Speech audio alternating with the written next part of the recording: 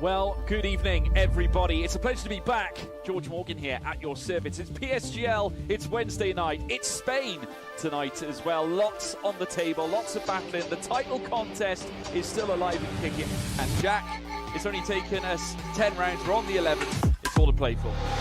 Boromant goes on the inside and takes the lead on the final lap of the race. Now it's side by side between Boromant and Warner, but Boromant's got the inside. Star here in this phenomenal race. Cameron Dowd looking to take P2 in his very first PSGL F1 PC race. Incredible to say the least. You see that Putin to lead. 1.5 seconds. DRS. Good evening, everybody, and welcome back to PSGL here for another round of the E-Series Championship here for the third round of 8. Here tonight for the Silverstone British Grand Prix, which is something I'm very excited for. Probably, along with Monaco, the track I'm most excited for this season. It's obviously it's the most iconic track on the calendar. It's a track me and Josh both love, partly because we're British, but also because in general it is such a great track that always brings great qualifying and great racing. Of course, and the fact we've got the 3 qualifying session makes it even more interesting. So, Josh, good evening. How are you doing? You excited for tonight's Grand Prix? I am indeed. Round Silverstone, a former RAF air base, of course, back in the 1940s, now transformed into a worldwide stage for motor racing. It's one of the best circuits in the world, and no matter how many times they modified over the years, it still retains some of that original character that put Formula One as its rightful birthplace, of course. And I love it. And esport racing around here is always just as exciting. So it's good to be back home for once this evening. Although I doubt in real life would get a race at Silverstone on the 15th of November because it is absolutely freezing. But conditions about as bad as what we're going to have in Vegas, to be fair. Yeah, it is definitely colder than Carolina. It's about 5 degrees. So, yeah, very similar just actually where it is in Vegas. So, yeah, definitely would not be hosted IRL at this time of year. But we have, as usual, got a very strong lineup for this evening. And you can see on the screen right now, we do have quite a lot of new drivers. There's about 8 drivers that are making their first appearances, like Paul Eckelmeyer, Liam Stevens, Joe Snordyke, Leroy Brown, Franat Mraviak, all for their respective teams. And then you've also got the likes of Istvan Pukki, Max Wiesel, Louis Welch, Shimon Lekomsky, all making their third appearances. So they've been here the whole season so far for their teams. And you like Istvan Pukki finished 6th in the first round, won last round for Ferrari. Yeah, I think Ferrari definitely in a very good position to keep him on, and also in the hang on, there we are, just sorting the show. So also for Ferrari, they've also got Dylan Warren back, which again very strong driver. I spoke to him earlier on, and he said he wasn't feeling too strong and too happy about this circuit. So we'll see what he can pull off in the Ferrari. But we'll have a quick look at the standings as well while we're at it. And you can see Ferrari still leading now on 93 points, taking 2 victories, taking a victory in the last round with Istvan Pukki taking a victory in the first round with Dylan Warren. Then Veloce Academy doing a very good, strong start there, sitting second with 70 points. 8 points back, our race clutch had a bit of an unfortunate outing in Brazil after taking 33 seconds worth of penalties. So still good enough to keep them third in the standings. Then fourth and fifth is tied with Williams and RHG, two rivals. So they'll be definitely battling it out tonight on the circuit to claim, well, either fourth or fifth, or maybe move themselves up to third, second, or even first. And then you can see Thomas Jones Sim Racing had a very good bounce back in round two. I believe they got fifth and sixth, and it really helped them. They've went from being 10th through 6 points all the way up now after getting 38 points to pop themselves into 6th. Then we got TF10, unfortunate start for them in 7th, 1 point back from them in his SRT in 8th after getting, I think it was a top 5 last time out. Then we have FVR in 9th on 28, and along with Vroom also on 28, but they are claiming 10th position. So, let's get started very short. We'll take a quick look at the track before we get in, as you can see, the lovely Silverstone circuit, as Josh Shedder's had many changes over the years and still has its 18 turns, 5.8 kilometres and 3.6 miles of track. And yet again, it's had some of the most iconic moments, some of the most memorable moments over the years. Max and Beckett has been hosted that many times, and also a couple of years ago, back in 2021, we had the Hamilton Verstappen moment down at Cops, a moment that no matter what side you was on at the time, you will never ever forget. So it's a track that brings a lot of brilliant racing, a lot of memorable moments to take away from it. And along with Josh, probably the most one we're excited for this season. But we are, Josh, just about to get ourselves in towards that first qualifying session. Yeah, I was commentating back in 2021, that opening lap, of course, on the watch-alongs, and I'll never forget it as well. One of the most dramatic opening laps I think I've ever seen in a motor race as well. And we kind of knew what we were getting from the sprint race because of how chaotic that start was. So we knew Sunday's Grand Prix was going to be something special. Didn't know exactly how far it would erupt, but that's motorsport for you. Green lights on there for qualifying and a bit of overcast conditions out there. Don't think it's going to be wet weather, but as we know the drivers like to do, they'll go out there on intermediate tyres to begin with. Yes, and actually it's looking quite overcast, so maybe we could see a spot of rain, which will be very interesting. And just for a bit of reference, on the top of your screen you can see TF10 Grandpa. For anyone that doesn't know, that is Max Wiesel. Yeah, he changed his name a couple... Yeah, well, he changed his name a couple weeks back and just hasn't changed it back, so he's still Grandpa for me. And there was a video earlier on Twitter, and there was a video earlier on Twitter about Max Wiesel, and he drove a lap. I think it was in some sort of Super Formula Series around this circuit, back on one of the old laps when you used to have that bridge down at where, I think, is it Abbey at turn 1 now? Bridge, yeah, Bridge. It was Bridge. It's called Bridge. So yeah, that was quite it was nice through, to see. It was into the Abbey chicane, through Bridge into Priory, and then down into Luffield, then back into Woodcote. That was the old course. Yes, and a better course in my opinion. Well, I wasn't around back then. I only tuned in around the 2019-2020 area, so yeah, a little bit too far back for me.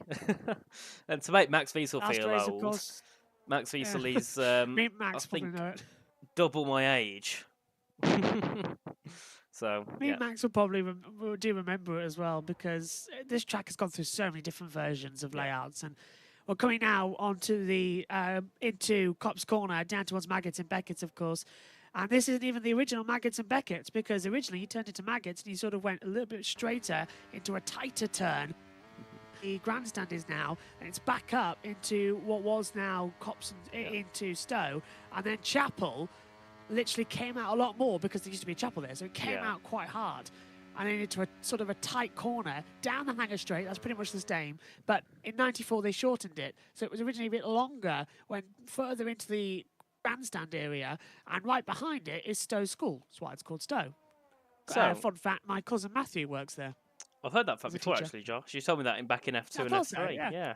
So it's facts I've heard multiple times, but using my amateur knowledge of the F123 strategies, I have a feeling grain is on the way, because every single driver is out bar one on the soft tyres. No intermediate, no testing, straight in to those flying qualifying laps. And the first one, speak of the devil, on a lap, is Max Wiesel just heading down in towards turn 3. And Josh, you're the perfect person. You know all the facts about the circuit. Give us a lap attack here with Max Wiesel as he's just heading out of turn 4.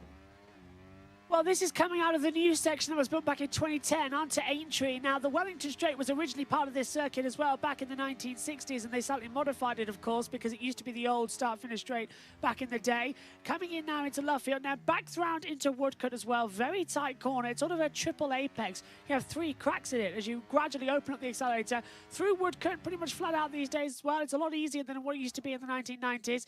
Down the National Pitch Straight in towards Cops Corner. Does he lift? Oh, it's flat out on the throttle as well. You can carry so much speed through there. First part of Maggots is literally flat out, literally flat.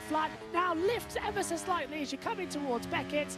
Just down 2 gears, back on the throttle through Chapel. Down now once again the Hanger Straight, opening up DRS. And now in towards Stowe Corner. Flick down about 3 gears, down into it.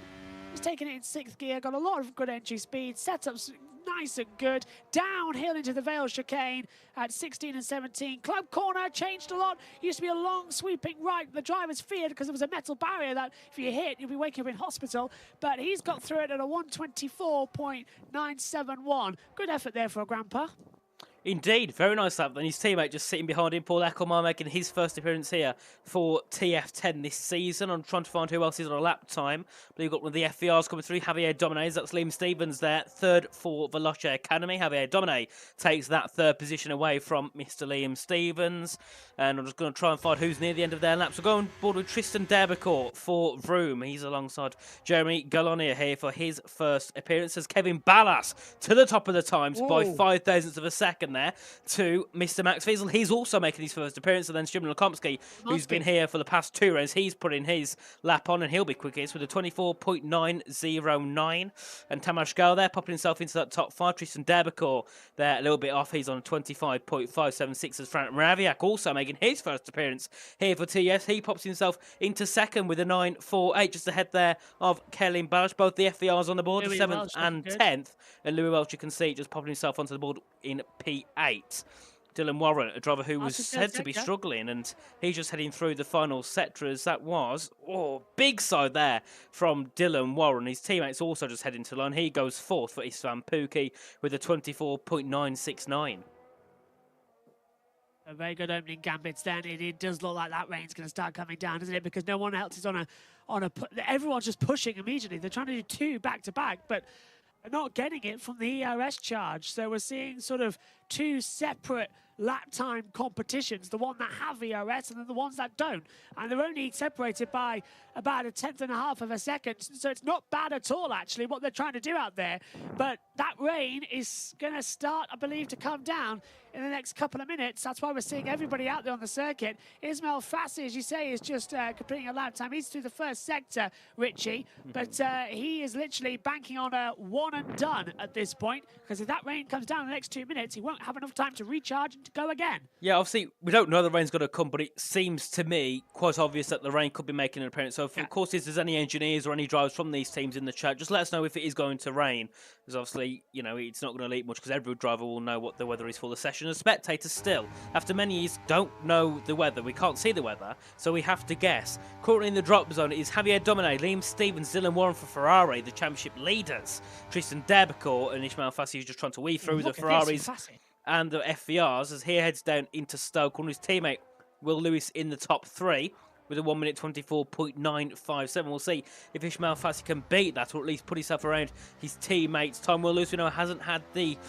best start to the season back in Bahrain. Remember, he had a bit of a tap round at turn 4 on the opening lap, so after that, all issues occurred, and then back last week in Interlagos after submitting their lineups late. Both Williams had a qualifying ban, so Will Lewis not really having much of luck so far in this season. Ismail Fassi took part in the first round as well. He took, I believe, a podium for Williams, or was near enough close to the podium for Williams. He just pops himself now into the top 14. Very close to that elimination zone, and now everyone back into the pits, and we'll see. As I believe that's one of the TF10s, Josh, just heading back out onto circuit. Yep, so we're going to see quite a lot of runs now, I think, on the medium, on the soft compound tyre. Just one more. They're trying to push that rain as hard as they can. Ismail Fassi's lifted off his lap time, unfortunately. So that's all done and dusted there, but it's Paul Leichenheimer as well who's coming out. Down in 7th position at the moment on the circuit. We're going to keep him with great interest on the track. It's looking good so far, actually. Everyone doing so much to keep tyres up to temperature.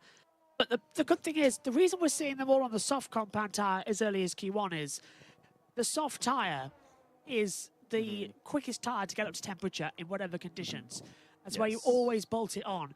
It's why, for a little bit of a fun fact of when we're coming to Vegas this weekend, everybody is so scared because in the race, you are going to have to use medium compound tyre and the hard compound tyre. Now, the hard compound is not going to heat up at all in freezing cold weather. This weekend, we're on course for the coldest Grand Prix ever. If it's less than 4 degrees Celsius, it beats the 1978 Canadian Grand Prix for the coldest race ever.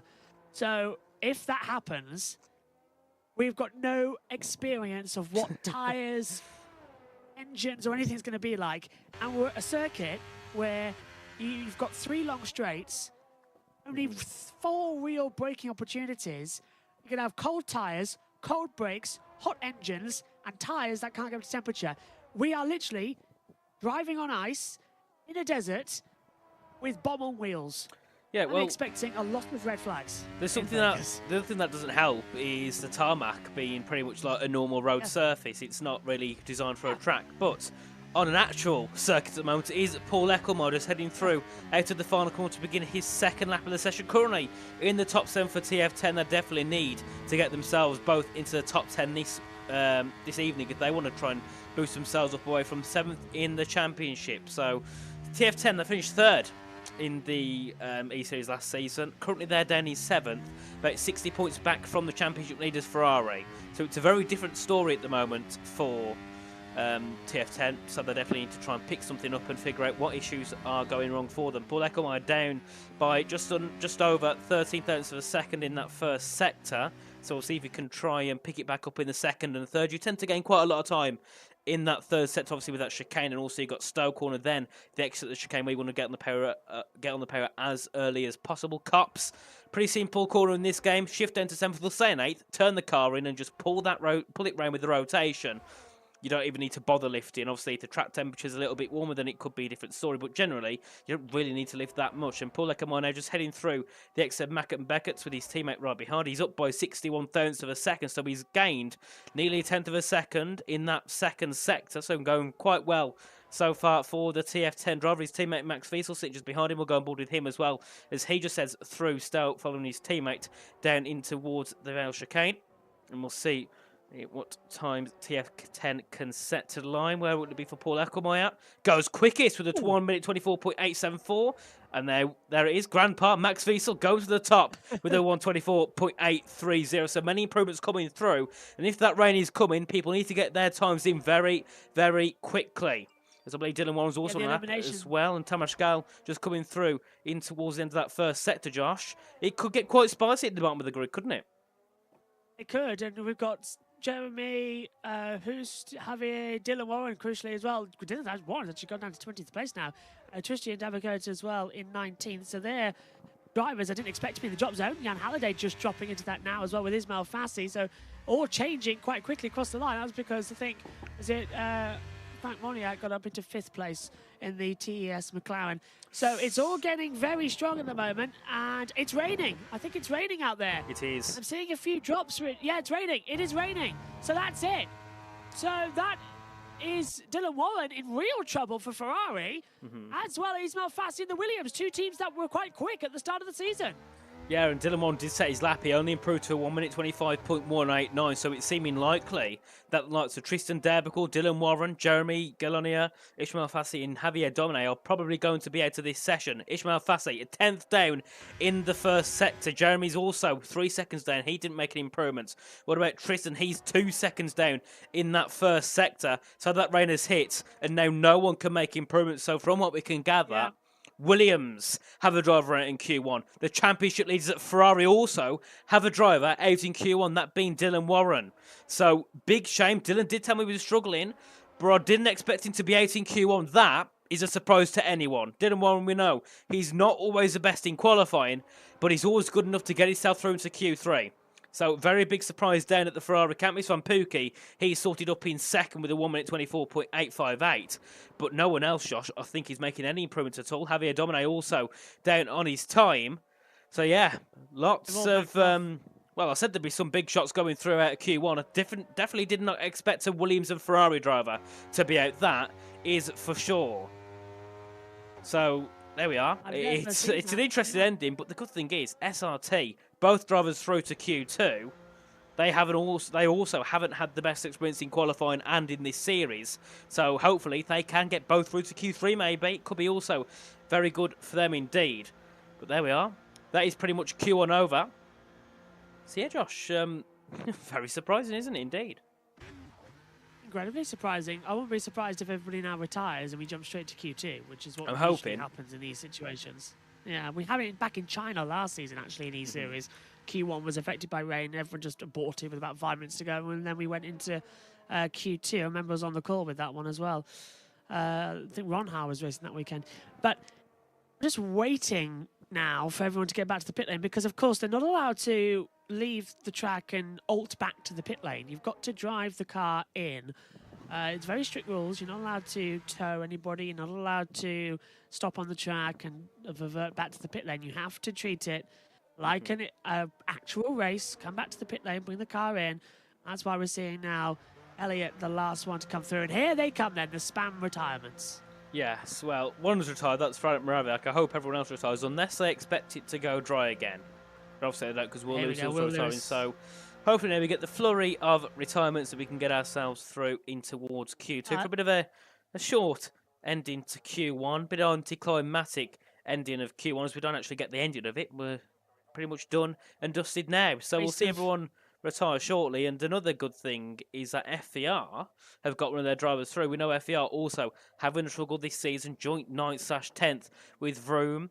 Vroom yet again, both of their drivers out in Q1. And I noticed, Josh, someone's heading onto track.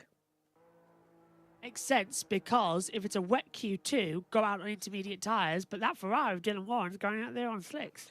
I think Dylan just wants to find an improvement. Can he find one? Most likely not. But I think he just wants to find anything he can. That's a risk, but he's 19th.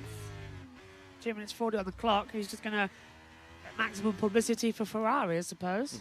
Yeah, Leroy Brown also Series 14. retiring. Louis Welch, Liam Stevens. So, yeah, Dylan Warren needs to just hope he can get something out of it. That's all he wants now. Just anything he can get out of it, he's going to look for it. Same as Ishmael Fassi, Jeremy as well. Heading out onto circuit. Everyone in the drop zone's going. Everyone in the drop zone's going out again. No, Javier's not. He's done. So Javier's accepted his fate. Ishmael Fassi, Jeremy, Dylan, and Tristan all going. Oh, is Tristan going out? He hasn't retired yet.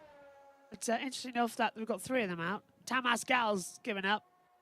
He knows probably not. I think they're going to go out there and realise, yeah, there's no traction here, and that's going to be back into the pit lane and just wait for Q2. Yeah, well, it'll certainly be a struggle. If they find an improvement, then well done heavily, because it's raining. Unless it stops raining now, no one's going to make an improvement. So yeah, is it psychological rain at this point? That's the thing. Is it just visual and it's not actually affecting the grip? Well, I would assume it affects the grip. I don't think it's affecting the grip a lot, because you can still see the track isn't very wet.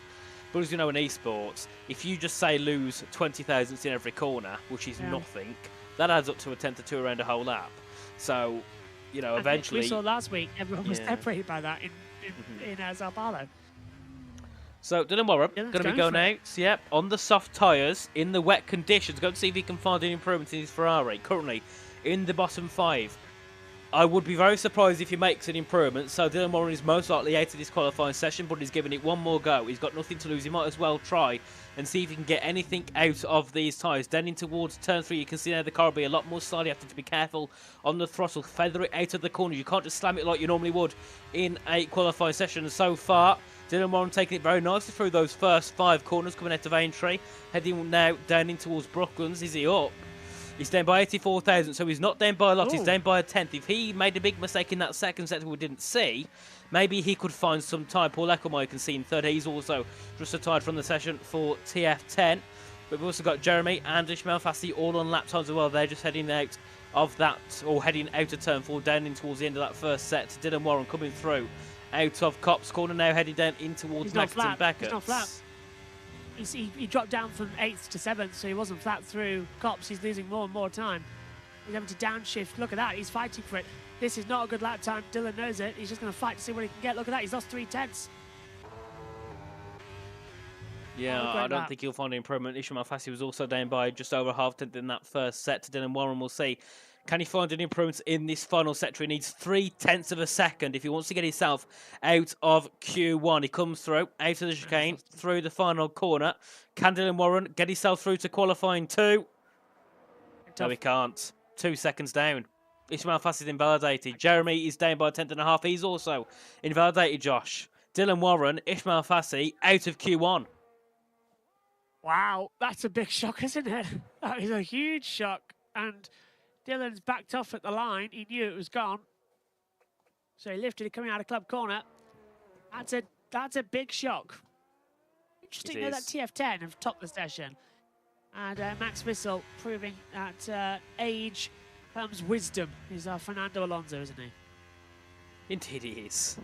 Oldest, but still one of the best, of course. And now we can see the final classification there for the qualifying 1 session. So it's Max Wiesel, Grandpa, quickest, with a 1 minute 24.830, followed by Svan Pookie, Paul Eckelmeyer, Shimon Lekomsky, Stan Van Dokken, and Joost Noordholt. Then we've got Frank Moraviak, Will Lewis, Kevin Ballas, and Liam Stevens in that top 10. Then we had Thomas Gal, Jan Halliday, the 2 SRTs, Leroy Brown and Louis Welch, Elliot Novan making it through to Q2 for FER. Then unfortunately in that session we lost Javier Domine, Ishmael Fassi for Williams, Jeremy Golania for Vroom, Dylan Warren for Ferrari, and Tristan Debecourt for Vroom as well. So both Vrooms out in Q1. FER also out in Q1. Something we're not really seeing as a surprise, but Williams and Ferrari, we've said it multiple times. That, Josh, is the biggest surprise, and I think probably will be the biggest surprise of the evening. But we'll see. Has that weather carried over into Q2? Do we see the wet weather back? Yes, we do now, Josh. Everyone loves the wet qualifying session. I've said it to you multiple times back in the F3, F4, and F2 days. I'm very excited for this. Very, very excited for this. No, I don't think we're going to see them going out straight away because, well, they're saying that Paul Eckenheimer looks like he's going out. There isn't point going out right now because the track conditions aren't going to be improving or worse. They're going to stay round about the same with the light weather. So I would have waited 2-3 minutes to see, but everyone's going out straight away. So we're in for the same basis as Q1. Never mind.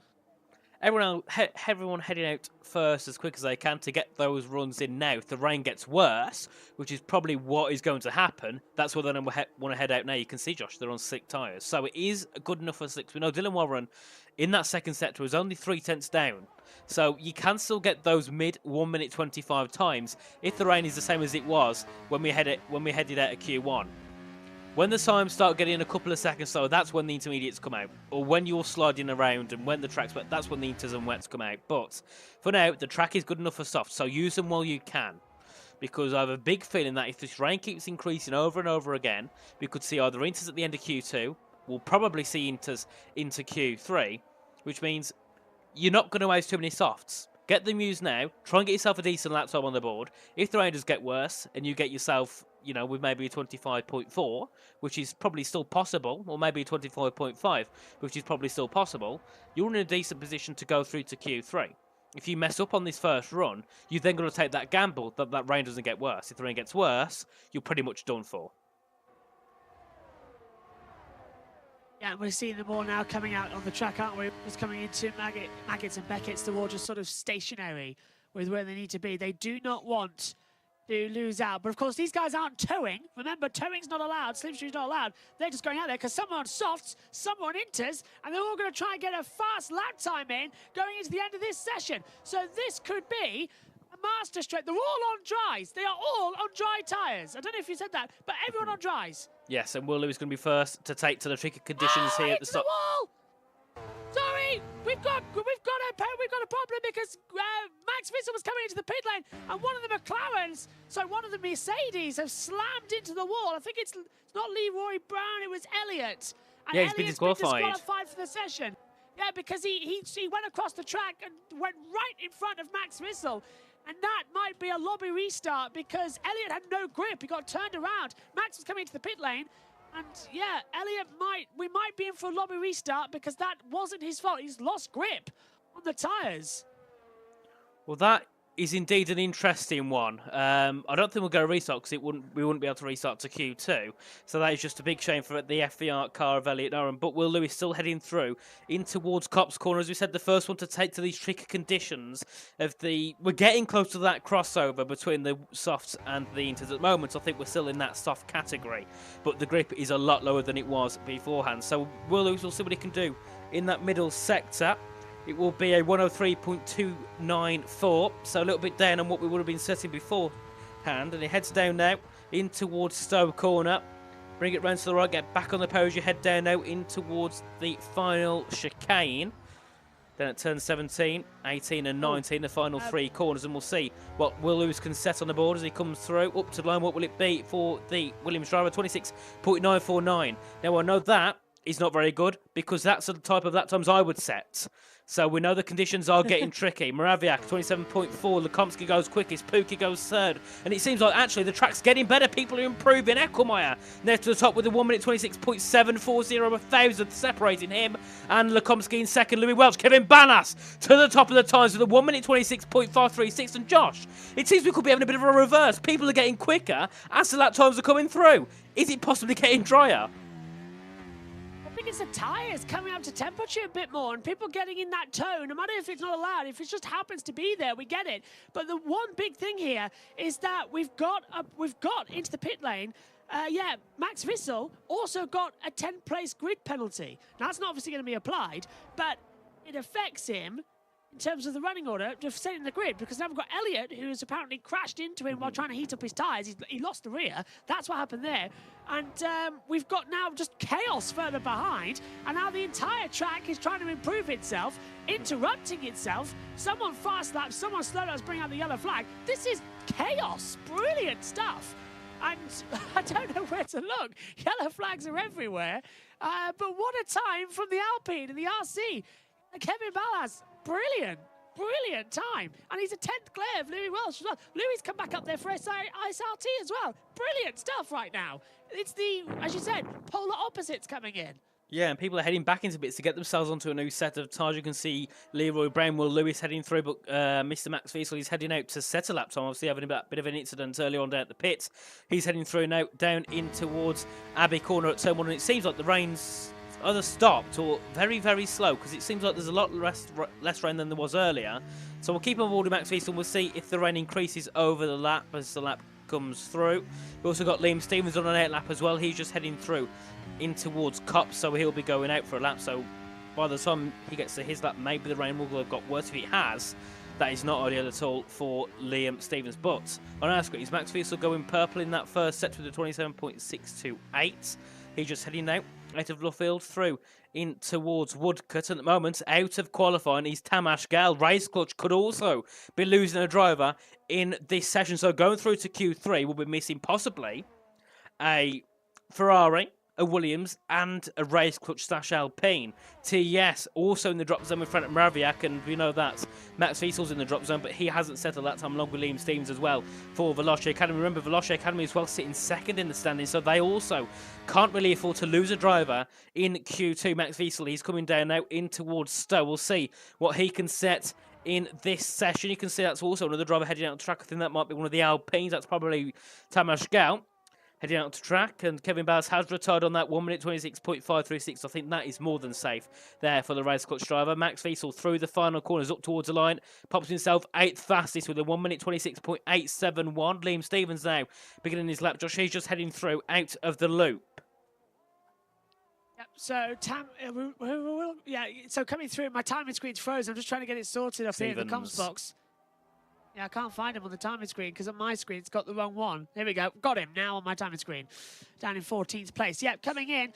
So down now into Luffield and then into Woodcut. Finally, it's back working. Sorry, it's just freezing on my system ends.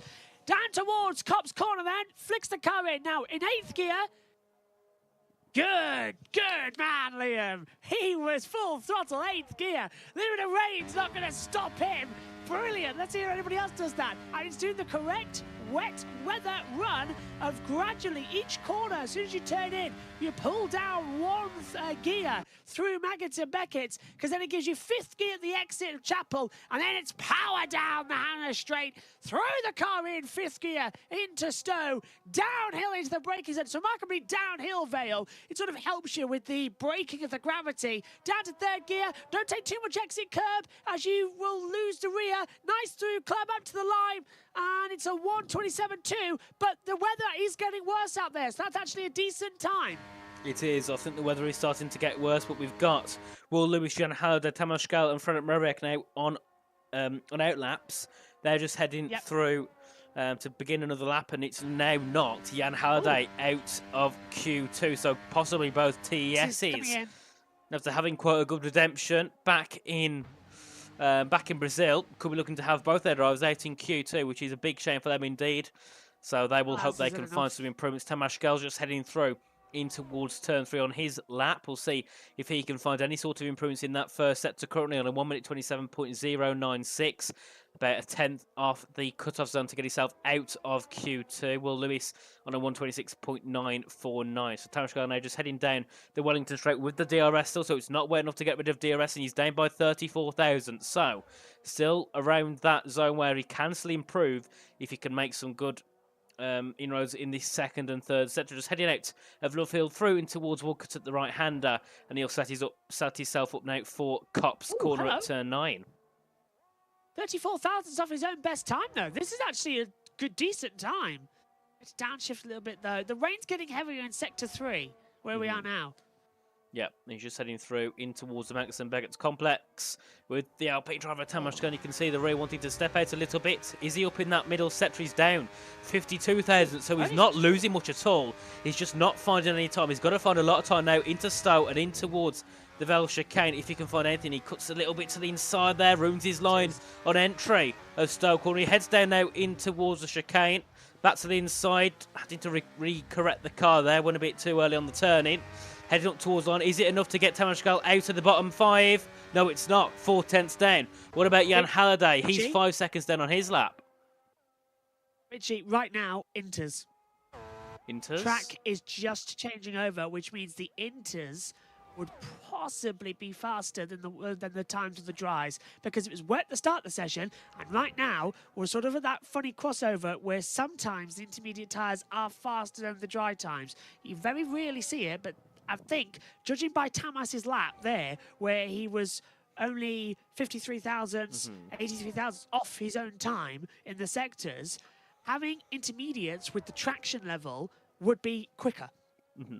So I think this is the changeover. If anybody bolts on Inters now, it's a gamble. You could go faster. It's a strange one, but that's how it works sometimes. I've seen it happen before. So we've got 4 minutes left to go in the session. Tamas Gal is just heading back into the pits, and it seems that at this point in time, the bottom 5 for Q2 are most likely going to be out of Q2 is Jan Halliday for TES. Race Clutch is Tamas Gal, who is sitting 3rd in the standings. Liam Stevens for Veloci Academy, they're sitting 2nd in the standings. And we've got Frank Mraviak as well for TES and Elliot Nolan for FVR. But the key thing to take away from this session so far is that 1st place, Ferrari, have a driver out in Q1. 2nd place, Veloci Academy, have a driver out in Q2. 3rd place, Race Clutch, have a driver out in Q2. 4th place, Williams Esports, have a driver out in Q1. The top 4 have only got 1 driver through to the Q3 session. RHG are in a very good position. They got both their drivers through to Q3, so they will both be starting in the top 10. So RHG are in the best position now to try and close into the gaps of that top 4. Remember, they're drawing on points with Williams with 55. If things go their way in Q3, RHG, keep getting mixed up, could get themselves a nice haul of points coming out of Silverstone going in towards Monaco next week. Monaco would be fun if it's wet weather as well. Oof. Well, fun for us. For the drivers, probably far from it. But it would create a lot of... Yes, it would be very interesting to say the least.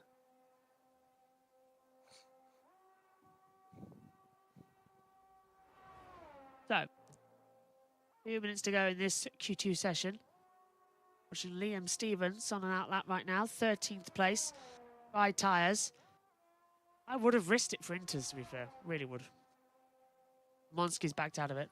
I don't think Inters will work at this point because if Inters would have worked, these drivers at the top of their game, I think if they knew it would have worked, they would have gone out on them. So I just don't think at this point Inters will be quicker. I think the times are too close to the drives for Inters to work. If the times were maybe a couple more seconds slower, Inters would work. But I think at this point, I think it just wouldn't be fast enough to take a set of Inters. But Liam Stevens, he's going to try a lap on the set of the softs, currently on a 1 minute 27.250. We'll see if he can make any improvements on his lap time. I think the rain's pretty much the same as it was earlier on. So if he's made a big mistake, he could try and recover some of that time he lost on the last lap. He's just heading through now in towards turn 4 with the loop and entry at turn 5. And then we'll see as he heads down towards Brooklands if he gets any improvements in that first sector. So he heads out, heading down in towards Brooklands corner at turn 7. He's down by 2/10. I don't think that Liam will find any time in that lap. I think that is probably Liam just hoping for the best, a little bit like what Dylan Warren and Ishmael Fassi were doing in Q1, just trying to see if they can find anything in their previous lap times. But I think it's very, very unlikely. Louis Welch, he's just heading onto a lap time as well on the set of the soft tyres. Like Liam Stevens, he's just heading down towards turn 1. Obviously, straight through Louis Welch, so he doesn't need to find an improvement. But I think he's just also just trying to test the water, seeing if these conditions go into Q3, maybe they could go back onto that set of softs. So I think they probably could risk it and go back on the softs. If it's any wetter than this, I think Inters probably will be the way to go. But, you know, the grip sometimes, on the game, it doesn't visualise what it actually feels like. It can look bone dry and be very wet. It can look very wet and be bone dry. The visuals for this game aren't the top notch at all. So from what we see, might be far from actually reality. Yeah, it's not the best, is it? Oh, look, it's Twinkie Intermediate Tyres. Going out for a little run. You see? He is, isn't he? Getting sector times. Getting sector times. So He won't make it to the line, though, because with 30 seconds to go. This is just a test run to see what it's like. But I want him to push. See what he does. well, we'll see if... Be fun, actually. yeah, we'll just see. He's also doing what Louis Welch is. He's just testing the waters on the opposite tyre, seeing what the intermediate tyres can do. So you can see he's finished his session, he's done. Louis Welch, he's just heading round. 27.592. Right, I've got my stopwatch on him, and I'm timing the second sector to see what what it's like compared to the rest. But I think I just want to see. I think he's in AI because he's got the checkered flag next to his name. There we are, Yeah, he is. He was in AI at the time because he had his checkered flag next to his name. So his Picky will be through in 6th position yet again, Josh. More big shocks out in Q2. We can see Kevin Ballas, top of the timings for Race Clutch Shash Alpine, a 10th ahead of Louis Welch, a 10th ahead then of Paul Ecclemeyer in 3rd. We've got Shimon Lekomsky, RHG, Zan Van Dijk, he's on Pookie, Jos Noordijk for RHG, TF10, Max Wiesel, Leroy Brown, and Williams Racing's Will Lewis. Then out of Q2, unfortunately, both the TES is 11th and 14th. Tamas Gale for Race Clutch. Liam Stevens at 4 Veloci Academy and Elliot Noren got disqualified, but I believe he will probably be starting P15 anyway. As I don't think he deserved. What the Discord's saying. Yeah, I don't think he deserved a disqualification, so he will probably start last, P15. So yeah, lots of big surprises out of qualifying too, and this is a perfect time, Josh, for the likes of SRT. It's perfect for them to try and get themselves some decent points, get both of them into the top 10, and I think the rain looks a little bit worse than it did before. Hey, by how much I don't know. Weather tyres? We'll see in a second if they choose. Yeah, we'll see if they choose to go out on Inters or softs. But as I say, what we see visually is normally far from the actual truth. Both the TF10s, I think they're actually all going back out on soft tyres again. Yes, all out on softs. So considering it's been raining for the past 20 minutes, we've had no intermediate tyres apart from a test. I'm literally seeing droplets from everybody out there on the track right now. I don't know what they're thinking and what they're going to achieve, but I think, look at this. It's literally in the pit lane. They are struggling for traction up the hill. And I do not believe we're going to see lap times on these tyres. This is intermediate. This is intermediate weather. The thing is, they can, because they've all gone out on soft, and no one's going to lose anything by setting a lap. You're better off setting a lap now on the softs in case it does get worse. Just say the conditions get worse in the next 5 minutes, and you don't set a lap on the set of softs. You have to go on the interns. You'll be slower. So I think it's still the right call to go out for now on these softs. Get yourself pretty much one last lap in. I don't think we'll see many more laps in this session of qualifying after these first ones. Will Lewis yet again out first? And I think in this scenario, it's first across the line will go fastest because it's getting wetter and wetter. You can see more droplets on the actual circuit itself, which indicates there's more rain on the track. So will Lewis leading them away ahead of the SRT of, I believe, it'll either be Leroy Brown or Louis Welch. Then we've got one of the TF10s. We've got both the RXGs in the mix, and one then at the back we've got Kevin Balash and the other SRT. So Josh, we come down to probably the final couple of laps in Q3, even though Q3's just started. Have you got any picks for pole? Let's know in the chat as well who you think will take pole position in this session. I'm going to go with Will Lewis. He's out first. The conditions I think will get worse, so I will go with Will Lewis for pole. What about you, Josh? Who do you think takes a chance of taking pole here today? The F10 looked really good, so Max Vissel is on my list, but SRT, as you said, with Louis Welch and the Aston Martin looking really strong. But either way, they're building up for the final laps, because whether or not the conditions get better or worse, don't think we're going to see many people wanting to risk going out there and setting another lap time if they, just don't go quicker. There's no point to it. But this is a good first sector, actually, from Will Lewis, isn't it? He's very much well composed in these conditions. He's finding the grip. He's not sliding around too much. He's getting on the traction nicely as well. DRS open down the Wellington straight. Does he get up to 8th gear? Yes, he does. Now into Brooklands. Hard on the brakes, about 50 metres to go. Flicks the car in. The car drifting him away from the apex. What's it like through Luffield? It's triple apex as well. Missed apex 1, missed apex 2. It's okay through apex 3. Gets on the exit curve a bit too much. Down through Woodcote, then across the national pitch straight towards Cops Corner. Does he stay 8th gear flat out? No, down to 7th with major lifts. Yeah, the conditions are getting worse. You can see the droplets on my screen. You can also see the droplets on the track getting worse and worse. We'll see what Will Lewis does in this second sector. Normally you're at about 101. Will does a 105.0, so the track is getting worse and worse and worse. So Will Lewis will be the first to set a lap time in these conditions. Heading through in towards Stowe Corner, we'll see if he can at least get himself probably, I think you're looking at probably the 29s maybe at this point, or maybe even the 30s. This is our pole time though. Probably will be. Because the track's getting worse. It is. By the second, the track is getting worse and worse. Leroy Brown back in the pit lane. Will Lewis, a 29.500. Then we've got Max Wiesel. What can he set? Up to line 29.448. His Van Pookie is also heading through. Xander Van Dyken into third with a 1 minute 29.721. Lekomsky goes fourth. His Van Pookie. Can he put himself onto pole position up to the line? He goes P2 there just behind Max Wiesel. This is what we saw last week out in Brazil. It was Max Wiesel ahead of Van Pookie. It looks, Josh, to be the exact same scenario again. Kevin Ballas only managing a P7 there with a 29.943. And both SRTs, unfortunately, not getting lap time set.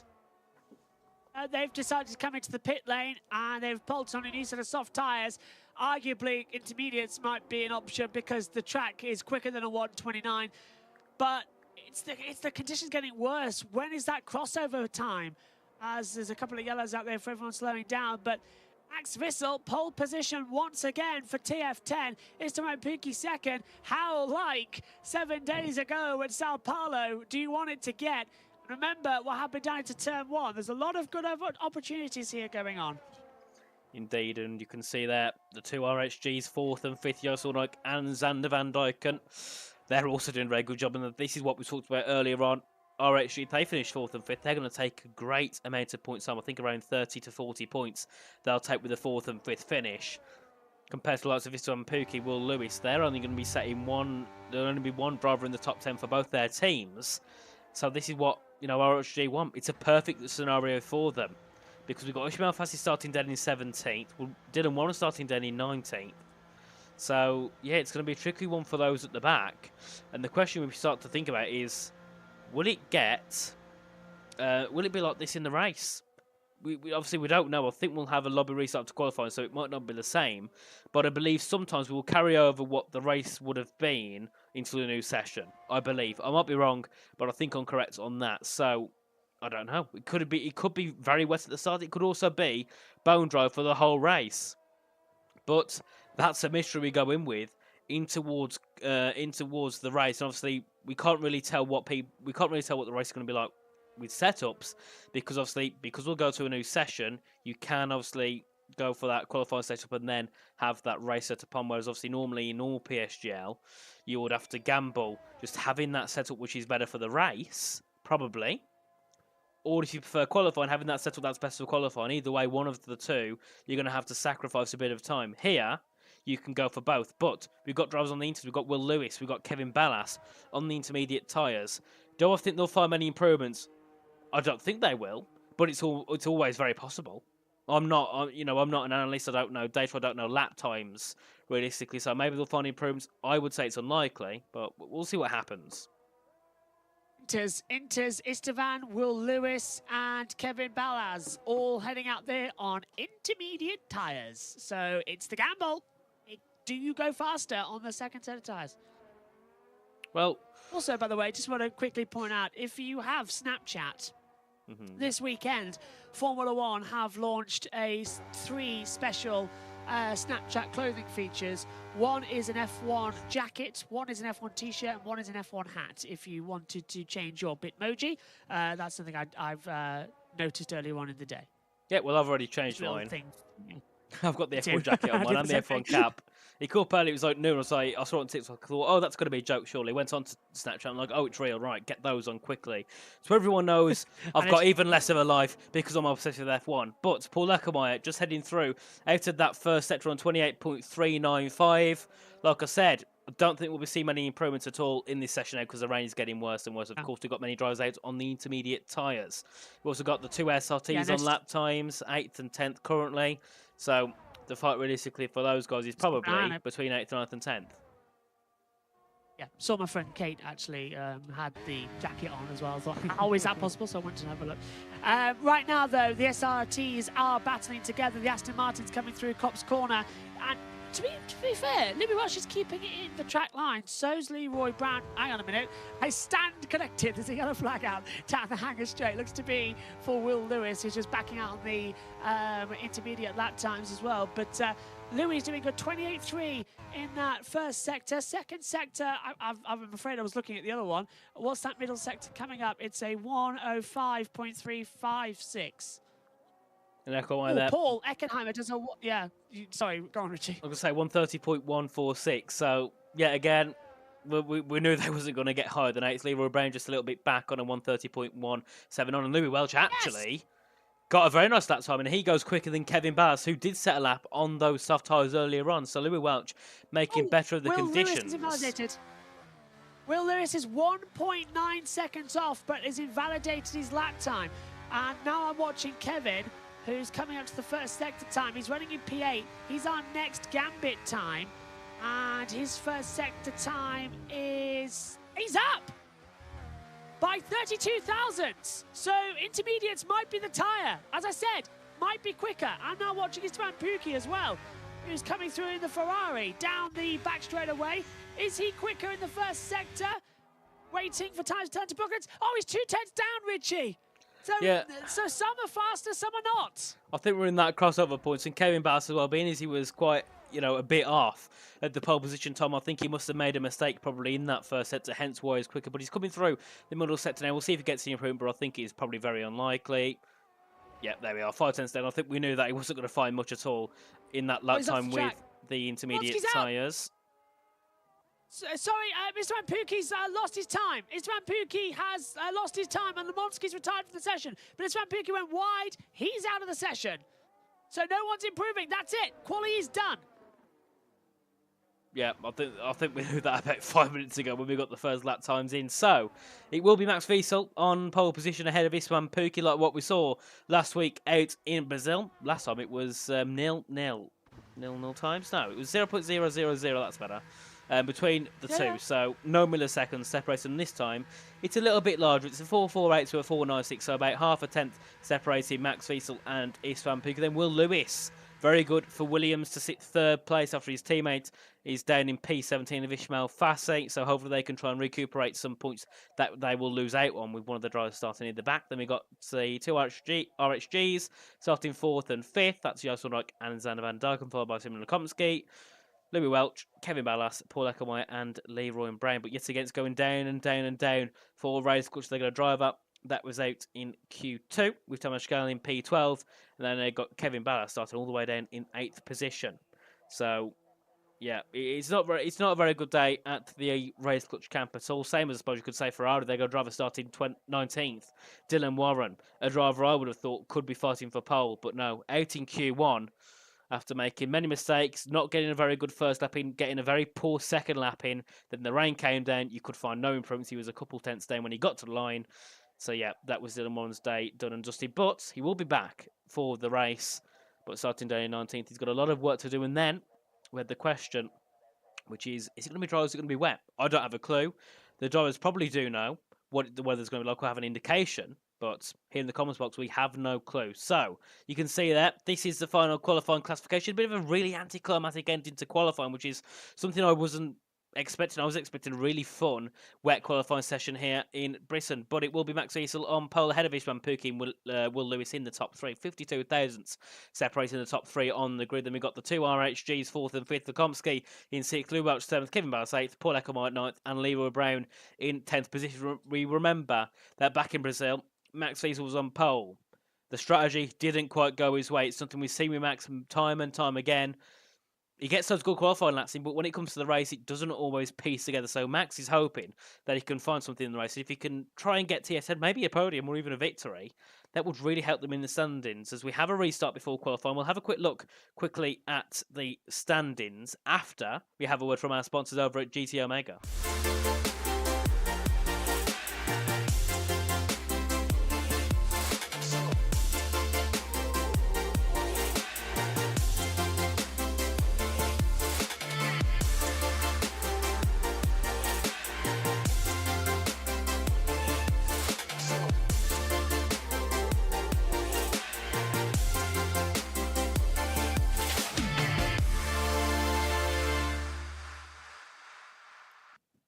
So, welcome back everyone to the end of qualifying. We've got to wait for the rubber restart as we always have a restart after E-Series qualifying, so there's no issues going in towards the race. So we'll get ourselves back into that lobby soon. I think we're actually already got the lobby up.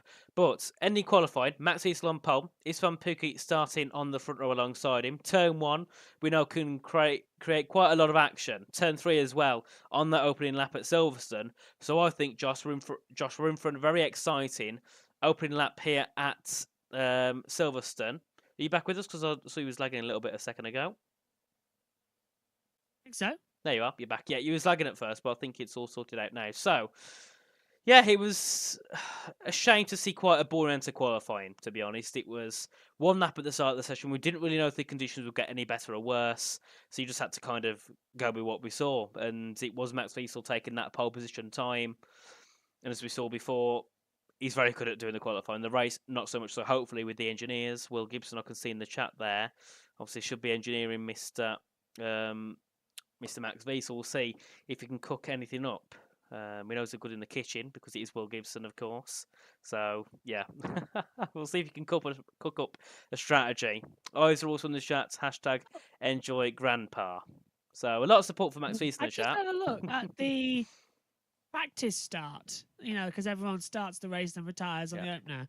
And Will Lewis and Istvan Pukki, side by side, made contact coming through the first two parts of the track on the practice start, because obviously we restart the lobby, so everyone starts the race, leaves the lobby, and then goes into the new one. Yeah. But yeah, just a little bit of contact there. Not the best.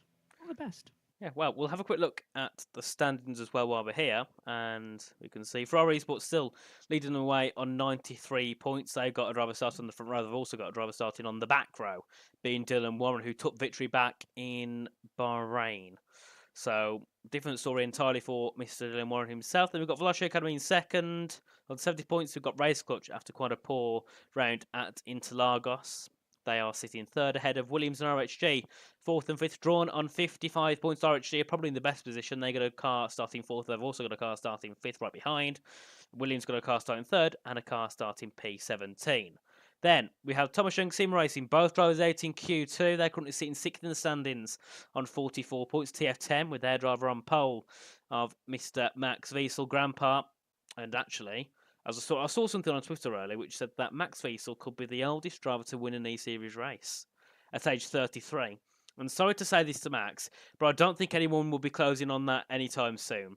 So if Max Wiesel wins, he will be the oldest driver to win an E-Series race, and probably the oldest driver to win a race in PSGL, which you'd think at the age of Yes, I 33, think that's true. you'd think at the age of 33 wouldn't be the oldest, but it is. To most people, that'd be classed as young, but in the E-Series, in the esports industry, yeah, that is very, very My old. game's crashed.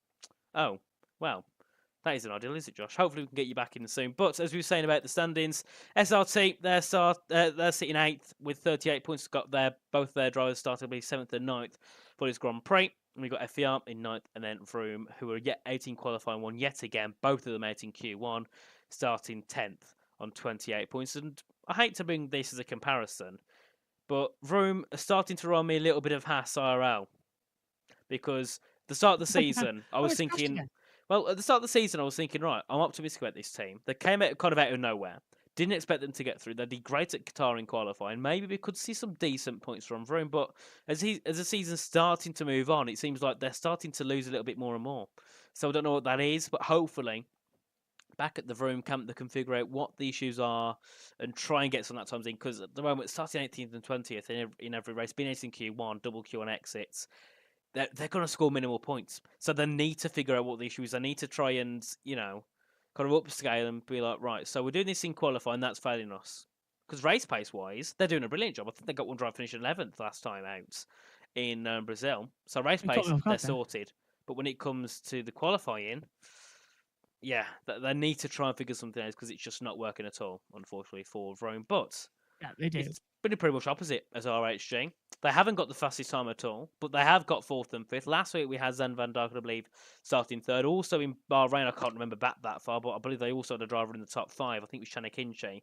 So RHG have looked very strong in qualifying, and it's kind of helped them a lot in the races because I'd say from what RHG have done in terms of their qualifying, I think they're probably a little bit mispositioned in 5th with 55 points. I think they probably deserve to have more than that.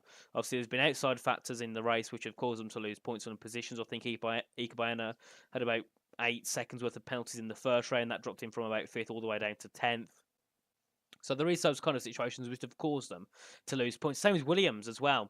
Started 19th and 20th after looking very strong in the opening round because of them submitting their lineup late. I think it was only by an hour as well. It wasn't late at all. They then started 19th and 20th. They got Yannick Schmidt up to 4th. Max Wiesel got then a very controversial penalty. The penalty then got appealed. Max Wiesel lost the penalty. The penalty was then given to Yannick Schmidt. He then dropped down to P8. So in the end, it went from being a last to 4th for Yannick Schmidt to a last to 8th. Hey, one thing, the Discord's getting a bit thingy because of this penalty for Elliott as well. They're arguing whether or not it's a qualifying disqualification. Does he start 20th or 15th? But also, many people have read the rules, it seems, because it's a mandatory restart. We've done it every single week. And everybody is having a bit of a disagreement over that fact. I think the newer drivers coming in didn't know it's a mandatory restart. So they're all having a bit of problems. As I'm having problems up in the commentary box. Can't get into the lobby just yet. Hopefully, I'm joining in a second. But yeah, it's in the rules. I literally I've got the rules in front of me. I do every single week. I reiterate what the rules are in qualifying. No slipstream, nothing. But it's literally in the rule book. It's in the rules, and the rules are available on the Discord to all the drivers out there.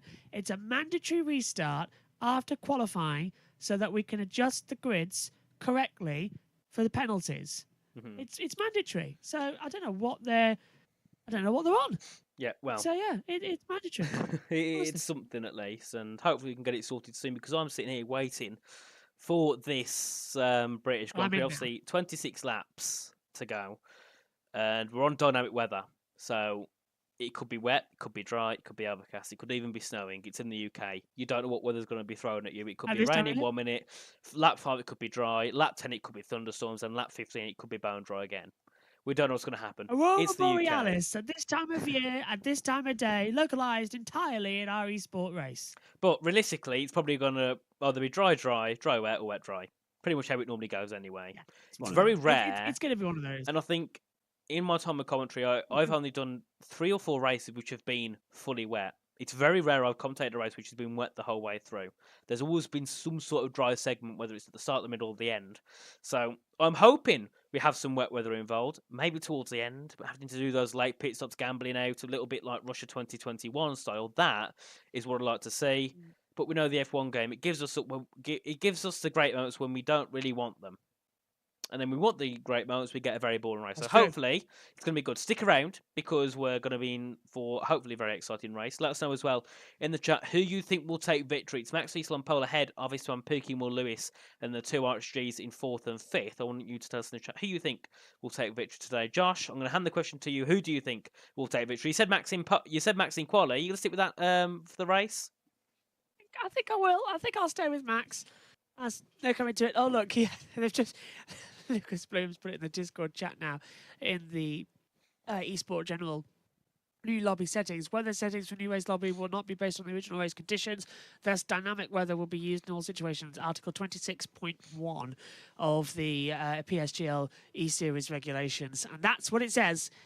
I read them. Richie, you've got them. Everyone's got them. But it's time to turn our attention to the race because at any second we could have the countdown to give us the weather. Luckily, it is the same conditions as what we saw in the test race. It is blue skies and sunny here at Silverstone, and it will be 26 laps ahead of us for this third round of the PSGL Season 2 E-Series Championship. Remember, there's a lot of money on the line here being donated by GT Omega, our title sponsors, and you can get 5% off these wonderful chairs with the link in the description. Just use PSGL at checkout for the 5% code. All of that is in the video description as well. And honestly, they are the comfiest chairs. And as Richie said last week, we've had them over a year now, me and Richie in the comments box.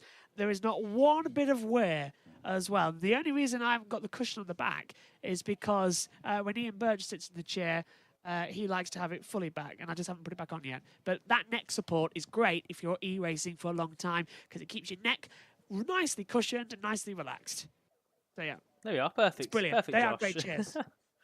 Yeah, great chairs. I love them. I was actually saying I want to get GT Omega. I'm going to send them a message saying to sponsor my YouTube channel and just say, guys, you don't have to do anything. Just I will give you free publicity because these chairs are so amazing.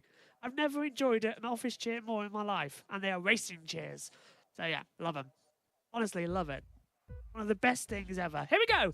3, 4, 5 lights at Silverstone.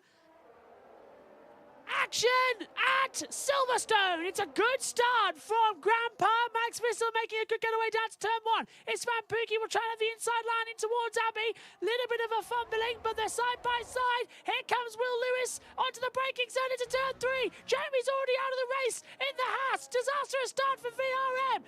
Great start from Ferrari, and it's Van Pookie. Here comes Grandpa. Can he get through the inside line? Safety No. car. Max Whistle losing out. Safety car's out immediately. That's for Jeremy. So safety car deployed. Well, that was an interesting one, wasn't it? So Jeremy out, lap 1. Safety car is out on lap 1 of the British Grand Prix. Seemed he crashed down at the turn 2 at Farm. Came to contact with. Let's see if anyone's got any damage on their cars. Oh, he's made contact with his teammate. Tristan Devical has got no front wing. Cars. Wow. Well, That's... how like Magnussen and Grosjean in 2020. I don't see if anyone else has got any sort of damage on their car. I don't think anyone has. Dylan Warren getting himself up into the top 16 after that poor qualifying session on the medium tyres as well, ahead of 2 of the soft cars. And also, I think Ishmael Fassi must have got involved in that instance as well, as he's dropped back to P18 behind Tristan, who started. Who did start behind. It's a really interesting tyre choice. Now we know why Istvan Pookie got such a great getaway. He started on the soft compound tyres, as did Will Lewis, Nordic as well. Xander van der Deeken's in on the hard compound tyre, the same as Max Wissel, who's under the grandpa. Couldn't resist calling him the grandpa when the lights went out as well. His reaction times, I was wondering why it was so slow off the line. Now we know. Couldn't get the traction down being on the hard tyres. And now this safety car is going to benefit those on the soft tyres because they can go 2 to 3 laps longer in their stint, and that's really going to affect those on the hard tyres in this race. I've got a 5-second time penalty for Tristan as well, who's speeding in the pit lane already.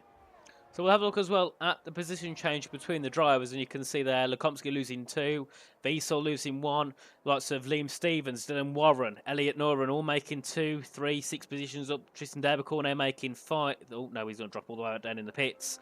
As you can see, many people into the pit lane on for new tyres. We'll see what tyres they're going on to. So mediums all around for TES and Paul Eckelmeyer, softs for Ishmael Fassi, it seems, and also hard for Tristan Debecourt, who are both in the pit lane as well. So it does promote Dylan Warren up to 13th position now on those mediums. Very decent for him, and I'm starting to think, are the likes of Paul, Jan and Franek looking to take those to the end? Probably not, because the thing is, Jan and Franek won't lose much because they're not that far down. So they've gone to a set of new medium tyres. They can go a little bit longer because their tyres will, 2-3 laps into the race. The safety cars in. So their tyres will be what? They'll be 3 laps old, but realistically you've done no racing laps on them until around lap 5. So they could then stick with the train, then go into pits normally.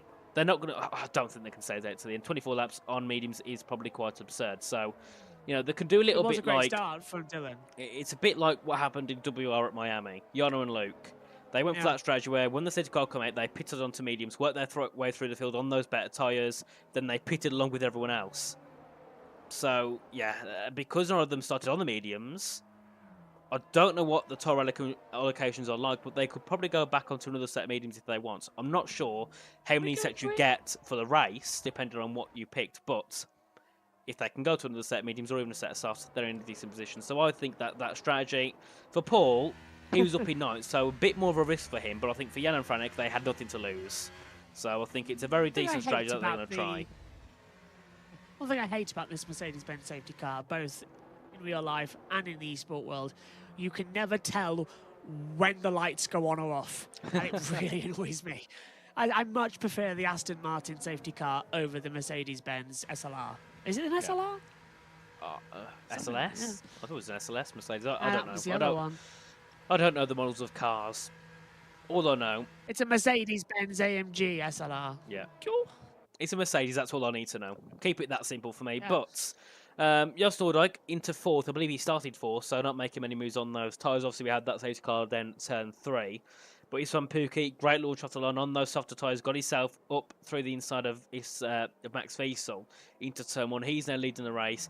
If he's got the pace heading off the safety car restart and he gets it perfectly right, he could get himself over a second by the next couple of laps. He could then try and run away. That's what he needs to do. If you start the softs, your main thing is just to make positions. If you're at the front, try and run away from the hard tyres so you get a bit more of, a bit more of a barrier when you go into the pits. So he's on Pookie's job, pull away. Kevin, Tamas, their job is just to try and work through the field along with medium runners. Just try and get past some of these hard runners because they will eventually become a blockade. You need to get past ASAP, so your advantage is still there. If you just say Kevin is now stuck behind Luke for 5 laps, he's probably then not going to get past that easily because his tyres will be dead. But if he can get past now, he can fly away and then gain more time on the front runners. So, yeah, there's lots of strategy. I've probably butchered it a lot because I'm not an engineer. I'm far from it, as you can tell from the things I'm going out with. I'm just going with what I've seen in the past and what it looks like's happening. So, yeah, I'm probably wrong, but I've got to try. I've got to try and figure out some strategies. All is guess. Try and make myself knowledgeable. Yeah. Esteban's going to have a great run. Safety car in this lap, so he's going to have to back up the field. He becomes the safety car to go again. Gee, you want to take it? Well, thank you, Josh. I will certainly take it. So he's from Pookie ahead of Max Wiesel. I keep going to say Grandpa, and I need to get it into my head. No, his name's not Grandpa, it's Max Wiesel. So Max Wiesel in 2nd, Will Lewis in 3rd, the 2 RHGs sitting right behind. We'll see what type of start his Van Pookie gets. We'll go on board with Will Lewis, actually, so we can see the top 2. We can see the soft versus the hards, who gets the better run down towards turn 1. It's probably most likely going to be his Van Pookie, but we'll never know what can happen on a restart. So they head down in towards the chicane. You can see Max eager to try and get as close as he can to the back of the Ferrari. In towards the chicane, they go at very, very slow speeds to normal. And when does Pookie decide to go? When does he decide to get his foot on the throttle and head down towards that first corner? And he's gone now. On the exit of the chicane, he's gone. Down towards turn 1, this one Pookie leads him away. 5-10 gap to Max Wiesel, who had a decent start on those hards, but you can see he's dropping back. Will Lewis 2 tenths back of him already as they head down towards turn 3. Can we see a move from the Williams on the TF10 driver in towards turn 3? No, we can't. He's a little bit too far back, but you can see these softs got a lot more grip. Dylan Warren up to P12 as he gets himself past the FER of Elliot Noah and down towards turn 3. Tamas Gal also making a position there on Liam Stevens for 10th. We head down towards turn 7 into Brooklands. Can we see a move from Will Lewis here? No, he's a little bit too far back for now on the back of the Max Wiesel as they head through. Brooklands then in towards this right-hander at Luffield. Dylan Warren actually getting himself ahead into P11 ahead of Liam Stevens. Racecraft in a very good situation at the moment for Dylan Warren, but back to the front as we can see. Will Lewis trying to close in on Max Wiesel but can't get anything done in towards Copse Corner. He needs to get a run, possibly down in towards Stowe, I think. Josh is probably going to be his best opportunity. This is looking very good then through Maggots and Beckett's. Just carry on the speed. Those soft tyres back up to temperature. Do not let the hards get up to it. Look at how much braking room he's got. He's going to sail through. He hasn't got the DRS, remember. He's going to have to do it on the overtake. He's pressing that button now. Down the straight. He's lifted off it as he comes down in towards Stowe. Oh, and no, he's not going to lift off yet. Tamas Gal's past Leroy Brown for 9th position, but Will Lewis just waiting. He's not, and he's still on Puke. He's not getting away as far as I thought he might. No, he's not. He's 4 tenths ahead of Max Wiesel as they all head down now in towards this chicane. We can see Liam Stevens fighting with Noah in towards chicane, and these very poor camera angles. You can't really see what's going on at all. Yeah. But Javier Domine fighting for P14 with Paul Eckelmeyer through. Eckelmeyer's on the mediums. He will be a lot quicker than that car on the hards, and we can see Ishmael Fassi also up the inside at turn 1. Very nice move there for Ishmael Fassi. Can he also try and get a move on to the back of Paul Eckelmeyer as they head down in towards turn 3 of Lekomsky. There with Tamas Gal fighting for P8 and Dylan Warren getting himself into that top 10 ahead of Leroy Brown. And Ishmael Fassi up the inside at turn 4 on to Paul Eckelmeyer as they head through, and a great move on the soft tyres for Ishmael Fassi. He's not here to mess around, he's here to make as many positions as he can on these opening laps on these soft tyres. Kevin Banas also trying to get himself ahead of Xander Van Dyken on the hards. So should yet again be an easy move for the Alpine. And Tamas Gal sitting right behind him in P8, just trying to get himself ahead of the SRT of Louis Welch, Leroy Brown. Unfortunately dropping down to P11 after a couple of soft and a medium runner getting through on him on this opening couple of laps. Ismail Fassi is blowing the field away. He's doing brilliant. He's side by side and he's through on Elliott. Here comes Paul Eckenheimer trying to come back through on Maggots and Beckett's. Oh, Ismail Fassi, absolutely fantastic on those soft compound tyres. He is braver. He feels like he's got the traction. He feels like he's got it, and he's going to go for it as well. Now he's having to go to offensive as well. Here comes the Red Bull and the Mercedes, and they're literally batting him out of the way, but Paul Eckenheimer threw an Elliot Noor in there as well for 14th position. This is tremendous stuff. It is, and they're still fighting side by side down in towards the final corner, and there's a bit of a push there from Eckelmeyer. That puts Halliday now up into P15 ahead of Elliot Noah there on those medium tyres. He's looking to make some moves in this Grand Prix as well. He's now right on the back of the Rebels. They head down in towards turn 3. No send there from Yana Halliday. A little bit too far back at the moment to make a send. Sorry. Frank did make a move, and Frank's gone wide. Frank made a move on the inside line and made contact with Paul Eckenheimer, and that's literally just sent him off the track. So a little bit of contact further back in the pack, but Dylan Warren up into 10th position. He's in a battle with Lemonsky and Leroy Brown, and the DRS being activated has sort of put everybody now back into the fight. Istvan Pukki still leads by half a second now to Max Wiesel, and here comes Will Lewis. He's going to be on the attack soon. Yes, and I'm on board currently with Ishmael Fassi trying to close in on Leroy Brown. These 4-lap-old softs versus the 5-lap-old hards. We know at the moment that the softs will be a lot quicker at this point in the race. So they want to use the advantage that they've got on them now against these hard runners. Max Wiesel doing a great job there to stick with Istvan Pukki, who's on the soft tyres, you can see. Obviously, with that DRS, he doesn't make a move. He can just sit behind and use that DRS to his advantage. Dylan Warren as well.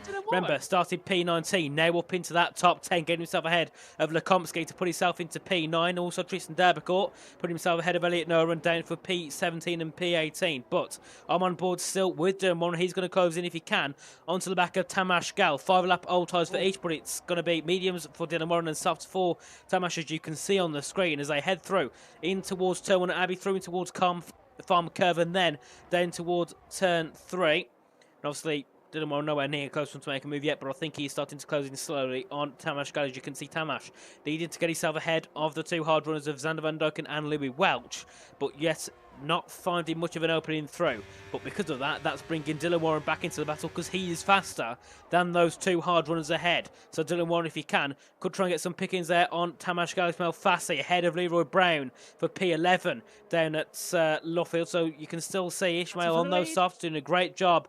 And then back at the front, we can see Max Wiesel closing in on Isvan Puki, and you can see something we see quite often, just moving out that way, not getting into that, not getting into the slipstream, just moving into that clean air as they're heading through towards Cops. And they're coming through. Soft tyres starting to come off now. So Max Vissel's going to close out, but Will's trying to have an attack, and they're all just closing together. He's now having to go defensive from Nordic as well. But there goes Max on the inside line at Stowe Corner with the hard compound tyres making the crucial move. So now hard tyres have become the factor. The softs starting to die off after only 3 laps of competitive running. Yep.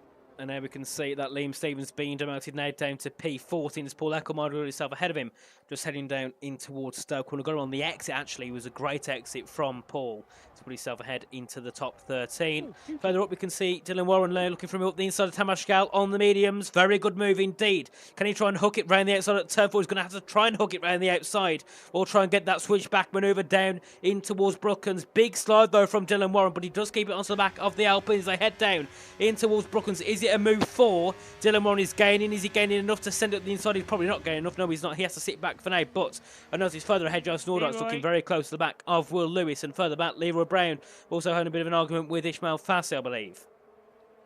Yep, just getting very close. He had a little look on the inside. Ismail Fassi shut the door on him. Meantime, at the front, Max Vissel's pulled out 4/10 now. That was getting rather close. Dylan Warren up in P9 as well is towing the back of Tamas Gal. That's the closest on the track right now. Got such a great exit coming out of Cop's Corner. Can he ever go into Maggots and Beckett? He's trying to have a little traction through left and right. Not working out. The best bet will be down the hanger straight. Kevin Alazaz as well up into 5th position. Now he's dropped back now. Didn't get a great exit out of Chapel down the hanger straight. Here comes Dylan, though. Can he get a look on the inside line? No. And this is the problem in Silverstone. It's very hard to overtake, but Esteban Puki's right up there at the lead, as he's now going to go within 1/10 of a second to Max Wissel. So it's getting very close to the front as they start another lap. Max had a bit of oversteer coming out of club, and now that's going to give Esteban Puki such a run down towards Abbey. A lunge maybe coming in Village. That'll be an opportunity as they swing through turn 1 in Abbey into Farm Curve, then into turn 3 in Village. Max knows he has to go defensive, does so, but Esteban just didn't want to have a go and attack. But Max is losing the rear massively. Yeah, that's the thing with the hard tyres. You obviously got a lot less grip than the soft tyres, and sometimes it might not be the fact the grip was that low, but when you look at the softs of how much grip they got, it does make it look like the hards have got a lot less grip. That psychological effect indeed coming into play. Isvan Puki still sitting right behind. Max Wiesel not really keen to make a move, if anything. He'd rather sit behind because he can nurse his tyres a little bit more, take these soft as long as he can, before he'll probably switch over onto his set of medium tyres later on in the race. I'm still intrigued to see how the strategy works out for like Jan Halliday and Paul Eckelmar, who pitted onto those mediums at the safety car. So we'll see how that strategy come up for them, but Dylan Warren's making that strategy work perfectly fine for him. He's now in ninth.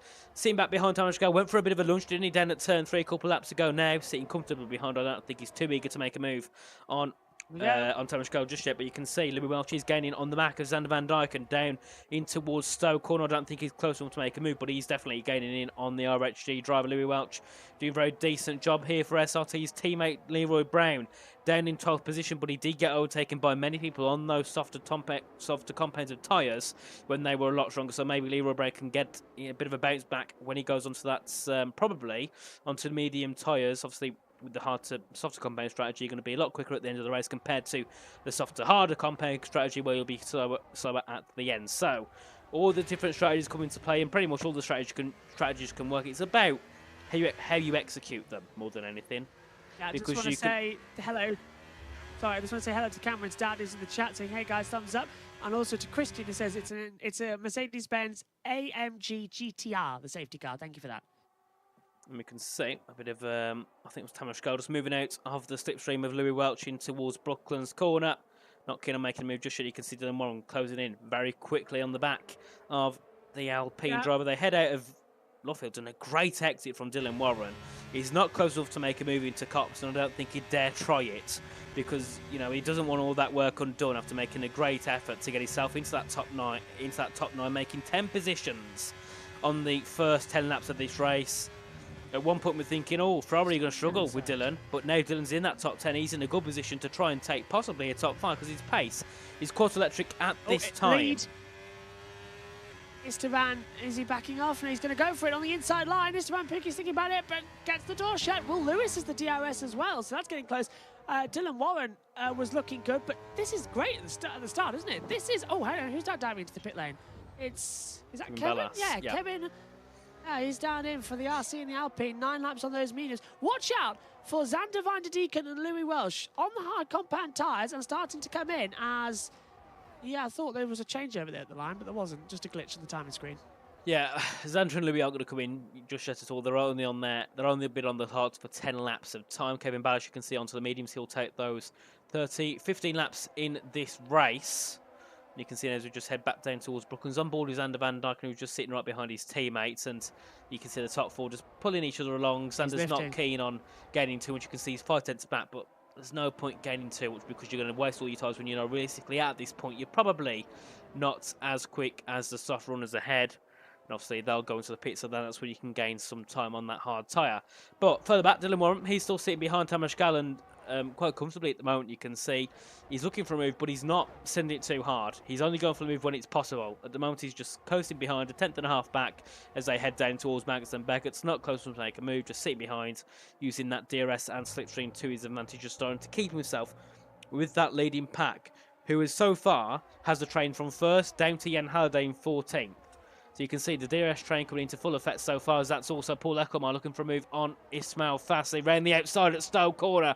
Tries to hook it round the outside. Ismail will try and push him as far as he can. But I think Paul's got the move. He has, as Ismail Fassi heads into the pit lane. So he's done on his set of softs. We've also got Tamas Gal into the pits as well, though we got into a set of medium tyres. They're done on their soft compounded tyres. So we could see shortly the likes of Xander van Dijk, Louis Welsh, Dylan Warren all trying to close in more on 2nd, 3rd and 4th. Max Wiesel we could also see try and pull away from 2nd, 3rd and 4th, because we know the Sots will be starting to go into their dying phase at this point, and there won't be much life left in them at all. So it'll be a matter of time before they all head in onto the set of medium tyres. Esteban's also lifting on the straights as well. He doesn't want to overtake Max Wiesel at all, waste his tyres, as you say. So he is lifting. This is an amazing race we are witnessing here at Silverstone as we're into the halfway distance now. And the two race coaches coming out right behind each other. Right? Yeah, you'll take the mediums to the end easily from here. 15 laps on the mediums is more than doable. It's a little bit further behind that was Liam Stevens. I don't know, it depends when he goes in. If he goes in early, he's going to go to mediums. If he goes in real late, he'll go to softs. But I don't think he'll go for it. I think he'll just go for that conservative medium strategy. It's a little bit more safer to take those mediums than it would be going long on the softs. Because if you can't make a move in this DRS train, even if you're on softs, nothing's going to work. Pooky's gone round. Sorry. Esteban Pooky's gone right round the outside and has taken the lead of the race. Coming down the hanger straight, he literally pulled to the outside line of Max Wiesel, and that's because Max is in. They're all in. 1, 2, 3, all into the pit lane, and Xander van der Deeken takes the lead from Louis Welch in 2nd. Dylan Warren goes up to 3rd, but the top 3 in the race are into the pits, and it is Esteban Pooky leading with Max Wiesel 2nd and Will Lewis in 3rd. Now it's up to the mechanics to do their job now. And if they do a really super stop, Will Lewis might get out ahead, but I don't think it's going to be the way round, as there's Max. And they're all going to come out. Oh, hang on a minute. And that is a swap around. Did the Alpine get ahead? I can't tell. Did the Alfa Romeo get through? No. And have a look on the inside. Did who's go through? No. Will Lewis stays out ahead. Great stuff. Kevin Ballas taking the net lead of the race ahead of Istvan Pooky, but now we've got Tamas Gal trying to get himself ahead of Istvan Pooky as well, right on the outside from Tamas Gal at turn 3 to put himself through. Max Wiesel fight with Ismail Fassi through and towards turn 4. They go side by side between the Williams and the TF10. Ismail Fassi just got himself ahead, but we know Max Wiesel might be a bit slower now as he needs to warm up those tyres. Will Lewis also looking for a move up the inside in towards Brooklands and will have to back out. As you can see, Max Wiesel went to the inside line, then went back to the outside to try and get a move on the Williams of Ismail Fassi. But still, now it is net 1-2 for Race Clutch. Kevin Ballas leading, Tamas Gal 2nd, Louis Welch taking the lead of the race ahead of Xander van Dijk, and now down to 3rd as Dylan Warren went up the inside to pop himself into 2nd place, Josh. There's moves all over the grid. I'm surprised about this. I thought Xander was going to go off a little bit. Hasn't worked out. Dylan's going to try another attack, but Louis just taking control of this race with those hard compounds. Now, is he going to go 3, 4 laps longer? This is brilliant stuff. And yeah, I'll tell you what, Christian, I do need some name lessons on this one. They change week to week, and we only find out about an hour before. So we do our best, but I always do try. And I'm sorry for the cracked voice. I'm not very well. So it is Louis Welch ahead of Dylan Warren. Sorry. Yeah, sorry. Just if you're wondering why I've got a cracked voice, because I've done 40 straight weeks of commentating every weekend, and after it does catch up with you towards the end of the year. Well, that's what happens when you be committed, Josh. And yeah, so I definitely wouldn't be committed to be doing near enough commentary every single day for the past year. So hats off to you for that one. But welcome to my life, Richie. Back to the racing action. Ismail Fassi, you can see trying to get close to the back of Istvan Pookie. Would like to get himself through if he can. See fans on that one lap newer medium tyre. So we will have a little bit more pace probably in that Ferrari compared to those ahead and behind. Kevin Ballas leading them away on those 3 lap autos. Technically, Jan Halliday is leading because he doesn't have to pit again because he went into the pits earlier on. But he won't. I don't think he'll make it to the end on those tyres. If he does, fair play, but I don't think he will. So we'll just see what happens with that with Jan Halliday. So Pookie, you can see closing in on Tamas Scout, already making those medium tyres come to effect for the Ferrari. Zan van Dijken, Lekomsky, Leroy Brown all into the pit. So it is still Louis Welch leading from Dylan Warren now from Paul Eckelmeyer. Liam Stevens and Jan Halliday still yet to pit in this race. Outside line for Istvan Pookie, also trying to defend the 2 race clutches from Istvan Pookie. The Ferraris, they come through. Max Wiesel also making a move. And they make contact. Max Wiesel makes contact with Pookie. And Ismail Fassi heading towards Stoke Corner. They all make it through. But a bit of contact everywhere. And we can't see the camera angles because they're quite poor down into this chicane. So we can see the 2 Williams defending, and it is 3 wide in towards the final corner. Down towards turn 1. Will lose the head of Max Wiesel ahead of Ismail Fassi. Down in towards Abbey Corner. No moves being made there, but they're all getting their elbows out. They all want moves all up and down the grid. And then Max Wiesel, you can see, he's trying to get himself ahead now with the other Williams. Earlier on, it was Ismail Fassi ahead now. It's Will Lewis ahead, and that's stuck to be Joost Noordijk making a move, or trying to make a move on Ismail Fassi in towards turn 4. Camera angles really are rubbish. It's hard for us to tell the story, but everyone's going nuts out here at the moment on the track. Really hard to say who's going where, but what a side-by-side manoeuvre. There, on the inside goes Nordic as well, getting through. Ismail Fassi down into 12th position. So that's really, really frustrating for Ismail. He's had such a good race for it now to be pulled out from underneath him. And Will Lewis now right behind Istvan Pookie as well. And there's a little bit of jostling going on as they come in towards Copse Corner once again. But this is brilliant stuff. Now look at Tamas Gal. He is our net leader of this race because he's pitted and beforehand. So now it becomes Tamas with Kevin Ballas in 2nd position. The 2 RCs, got to remember it's a team championship here, and don't take each other out, as now we're going to see Kevin go right round the outside and through on the inside line.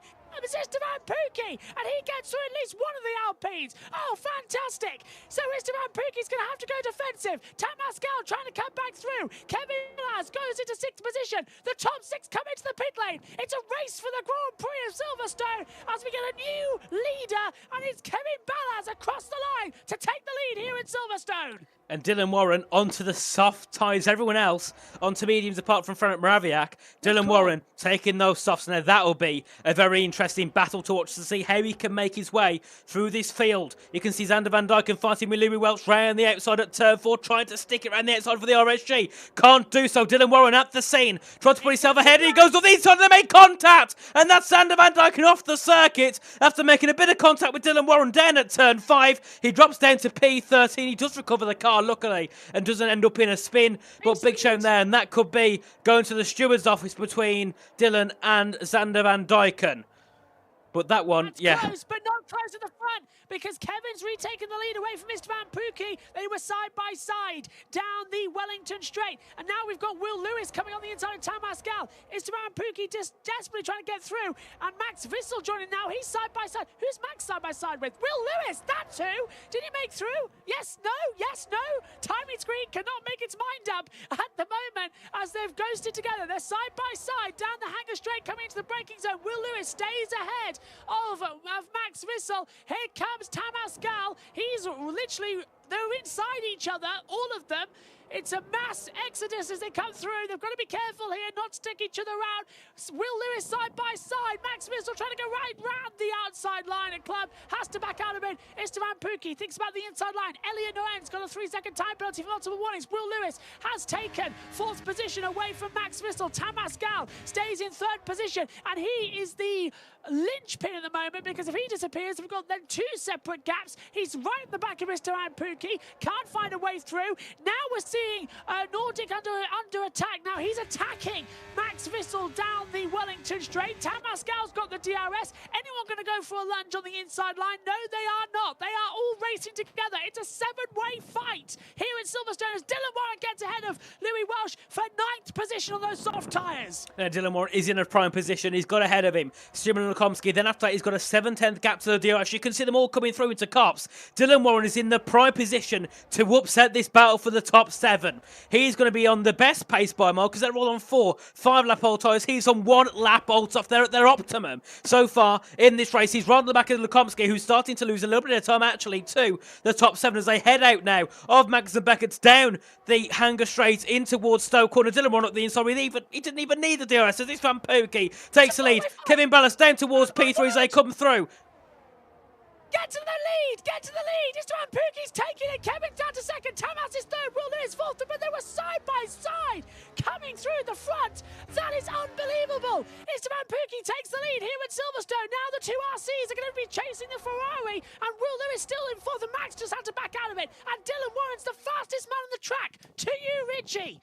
And then we can see Dylan Warren coming through. He's just coming to our screens as we head down in towards turn 3. He's got a 7/10 gap to Ismail Fassi. He's got the DRS down towards Brooklands Corner. And you can see ahead, Ismail Fassi's having a bit of a squabble there with Joost Noordijk as they head down this Wellington straight in towards Brooklands. And Dylan Warren, he's 3/10 back. He's going to be charging through this field at the moment to put himself possibly into the lead. We've got, 8 laps left to go. Dylan will take his tyres 10 laps. We know the softs do make 10 laps, but they will start to die out towards the end. But we know these mediums will start to die out as well. And now Dylan Warren looking for a move on Ismail Fassi. He goes to the inside. He has to back out. Ismail defends. He has to go around the outside of Cops, but he couldn't make the move as Ismail defending quite heavy in towards the inside line. But then he's back to the inside for Dylan Warren down at the exit of Cops. Ismail Fassi now down to P8. Dylan Warren into the top 7. He's now on the back of Joost Noordijk. Remember, Dylan started 19th. He's now going to be looking to fight with the lead train, possibly for the lead in the next couple of laps. Look at them all closing in down towards Stoke. We're all trying to move around, snake around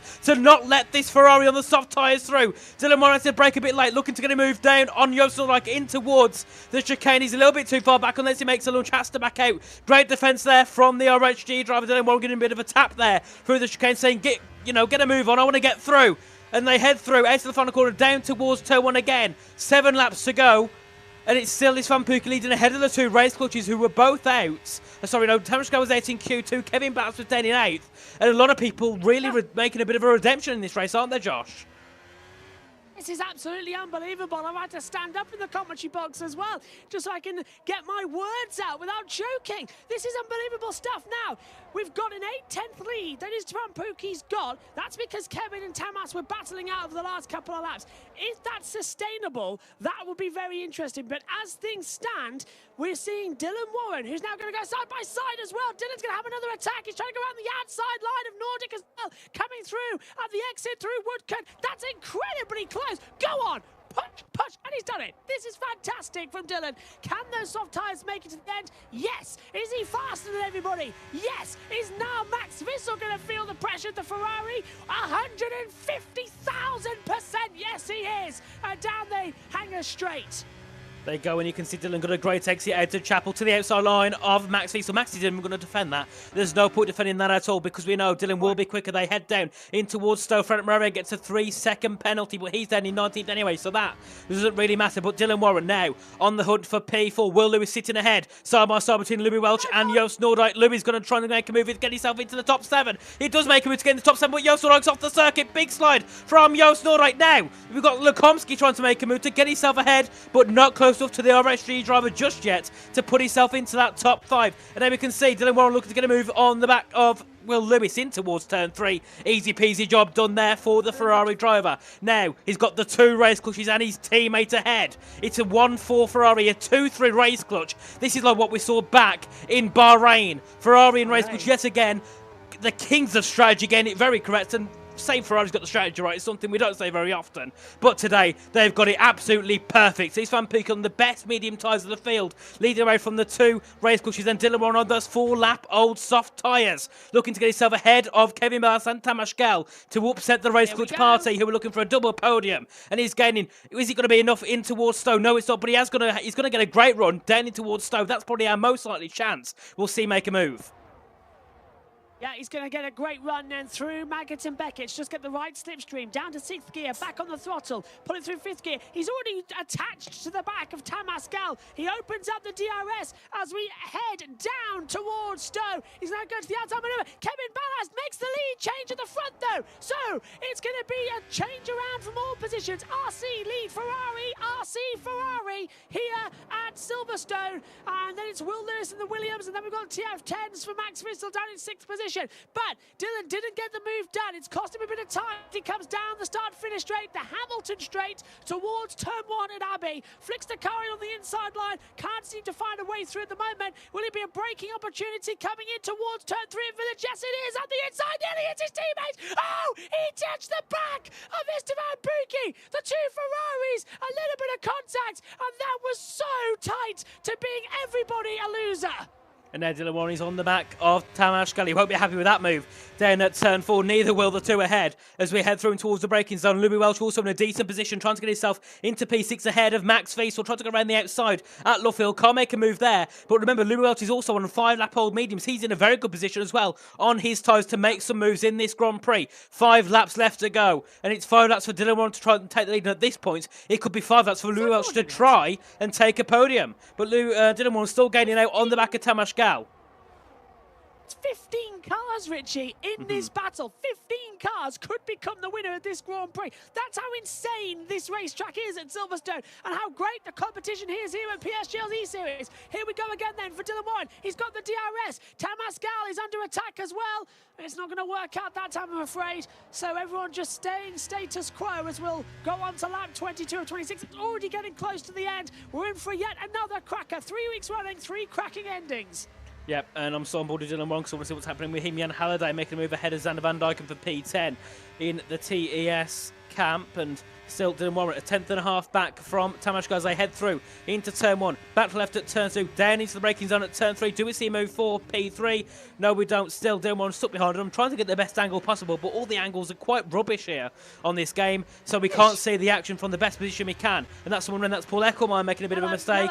Down at turn 3, he's got himself corrected, but he's down to P14. I think that could have been contact possibly with Ishmael Fazli, who's down to P13 with a 1.7 second gap to Liam Stevens in that top 12.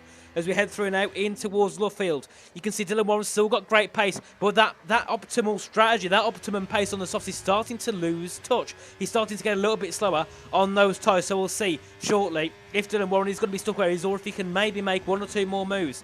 But I think he's kind of used a lot of juice in those tyres that gave him the advantage. The issue they got is they got Louis Welch sitting right behind Max Vissel, who's on 6 lap old mediums. He's got 9, 10, 9, 11 lap old mediums ahead. He's in a perfect position to make some decent positions in this race.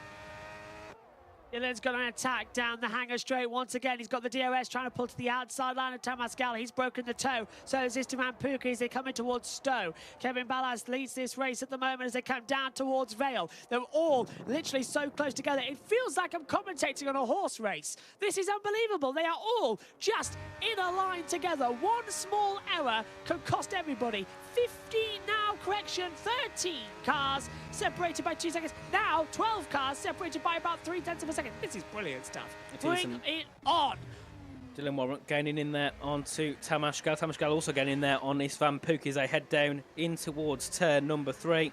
Back out at turn number 4 and 5 with this DRS back down towards turn 7. We'll see. Do we have a move for the possible lead between Istvan Puk and Kevin Ballast? You can see Tamas Gell was looking for a bit of move there on the Ferrari, but wasn't close enough into the braking zone to make it work. But Dylan Warren is kind of stuck where he can't make any moves at all. But either way, if he finishes 4th, he's still made what's that? 15 positions in this race, started 19th, bottom of the field in Q1. Now up into the top 4, just shy of a podium. But still, anything can happen on these final few laps. You never know. Dylan Warren could end up winning this race because there's going to be a lot of argy-bargy on that final couple of laps between the top 3. Will Lewis as well, he's not done at all. He's also going to be looking to make a move to try and get himself higher up on the grid as they all fly through Max and Beckett's down towards. So they go again, and Dylan Warren, you can see he's got a great exit. Is it enough to get himself ahead of Tamas Girl to get himself into that top 3? No. Tamas Girl's got a lot more straight line speed down in towards Stoke Corner. Dylan really didn't gain much on down that straight with that DRS as they all file through in towards the club chicane. You could see Dylan actually for a bit of a dummy move. Yeah, and I thought you heard on the engine braking, just a little bit of lifting and coasting through. I thought he had a problem. We got nerve from the back of Will Lewis because Will was right there as well. But I feel sorry for Max Vissel. He's sort of trapped down in 6th position. He can't do much at all to have an attack on it, as he keeps thinking about a move down the hangar straight to get ahead of Will Lewis, but Max is stuck in, that's Grandpa, by the way, in P6, if you don't know. Oh, there we go, Dylan's on the inside line of Tamas Gal. He's going to force his way through, literally into entry, and he's done it. Side-by-side manoeuvre, and can he get it done down the hangar straight? I think so. Tamas down in 4th position, and he's going to try and hold it around the outside line. That's brave from Tamas, but he's going to go wide enough. There goes Will Lewis, right round the outside line of Luffield. Can he take it? Yeah. Is that going to give an opportunity to open the door up for Max Vissel? He thinks about it. A little bit of a Williams contact there. But Dylan's up into 3rd position. And now Ferrari have got a strategy call to make on whether or not they want to swap cars. Well, Kevin's going to win this race at this rate. He is. Kevin's doing a great job in the race clutch car. 13 lap old mediums. He's just holding off Istvan Pukki, but Istvan Salvar hasn't really looked eager to get through. He's kind of stuck. He's kind of sitting where he is fine with that DRS. Down towards Stoke Corner. Now we can see Will Lewis looking for a move there on Tamas Gal to get himself into that top 4. Tamas also gaining on Dylan Warren in towards Stoke Corner. There you go. And Tamas Gal looking for a lunge on the Ferrari. Dylan Warren couldn't make it work. It was all of that to cover off Will Lewis. He's going to look for a move in towards the chicane. Had to back out. Went for a bit of a dummy. Thought twice about that move and had to back out for now. That puts Max Vissel rocks on his back as they head out of the final corner. Lap 25 and 26. The penultimate lap in this race. And at the moment, any of the top 5 could come home with victory because they're all so close on pace, all on different tyres as well. Yeah. You can't call the end of this all, can we, Josh? Well, I might have to get my psychic balls out to have a little bit of a go, but there's not much we can do at the moment. The racing gods have got this one. Kevin's backed off to try and help out Tamas to get a podium back, but that's just giving the Ferraris more munition down the straight. Look at Dylan Warren. Is he going to have a look on the inside line of his teammate? No. Istvan Pukki's right there. The top 5 separated by around about half a second. As Ismail Fassi does a 1:25.7, proves how much better day he's had. He's dropped to 19th place in this race. Heck, they come then towards Intercom's corner before the Maggott and Beckett's complex as well. Is Dylan going to have a look on the inside? Is his stone's throw away? He's going to try. Oh, nearly making contact, the 2 Ferraris. Esteban swapping to try and get a run on Kevin.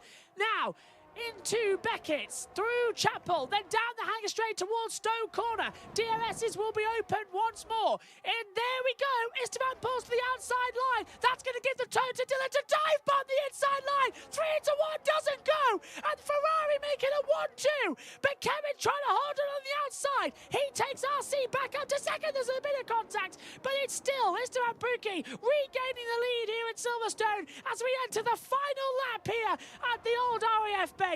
And now Dylan Warren wants to get himself back ahead of Kevin. He did have the move to the inside, but Kevin held it round the outside very well. And now Dylan will be hungry even more for that P2. This is what Ferrari want. They've won in round 1. They've won in round 2. They're looking to take victory again in round 3. Back-to-back victories for Istvan Pukki. He's looking on the cars. He's got a 6/10 gap to Kevin Ballas. He's looking to be in the best position so far out of anyone in this race. Dylan Warren, 2.5 tenths back. He's got that DRS, but so has Kevin Ballas. So that eliminates any advantage for Dylan Warren down towards that corner with that extra 14 kilometres of extra speed as they come through. Will Lewis and Tamashka, they're kind of just stuck where they are. I don't think they'll be making any inroads on the top 3. The main battle is between Dylan Warren and Kevin Ballas. There's an 8/10 gap between Istvan Pukki and Kevin Ballas in the past, 1.5 sectors. This could go down to the wire between 2nd and 3rd. Kevin Ballas and Dylan Warren. We head through into Wolves, Mags and Beckett's for the final time, and that is it. Kevin Ballas has got more than a second to Istvan Pukki. Ferrari have played this perfectly now. Dylan Warren has the DRS.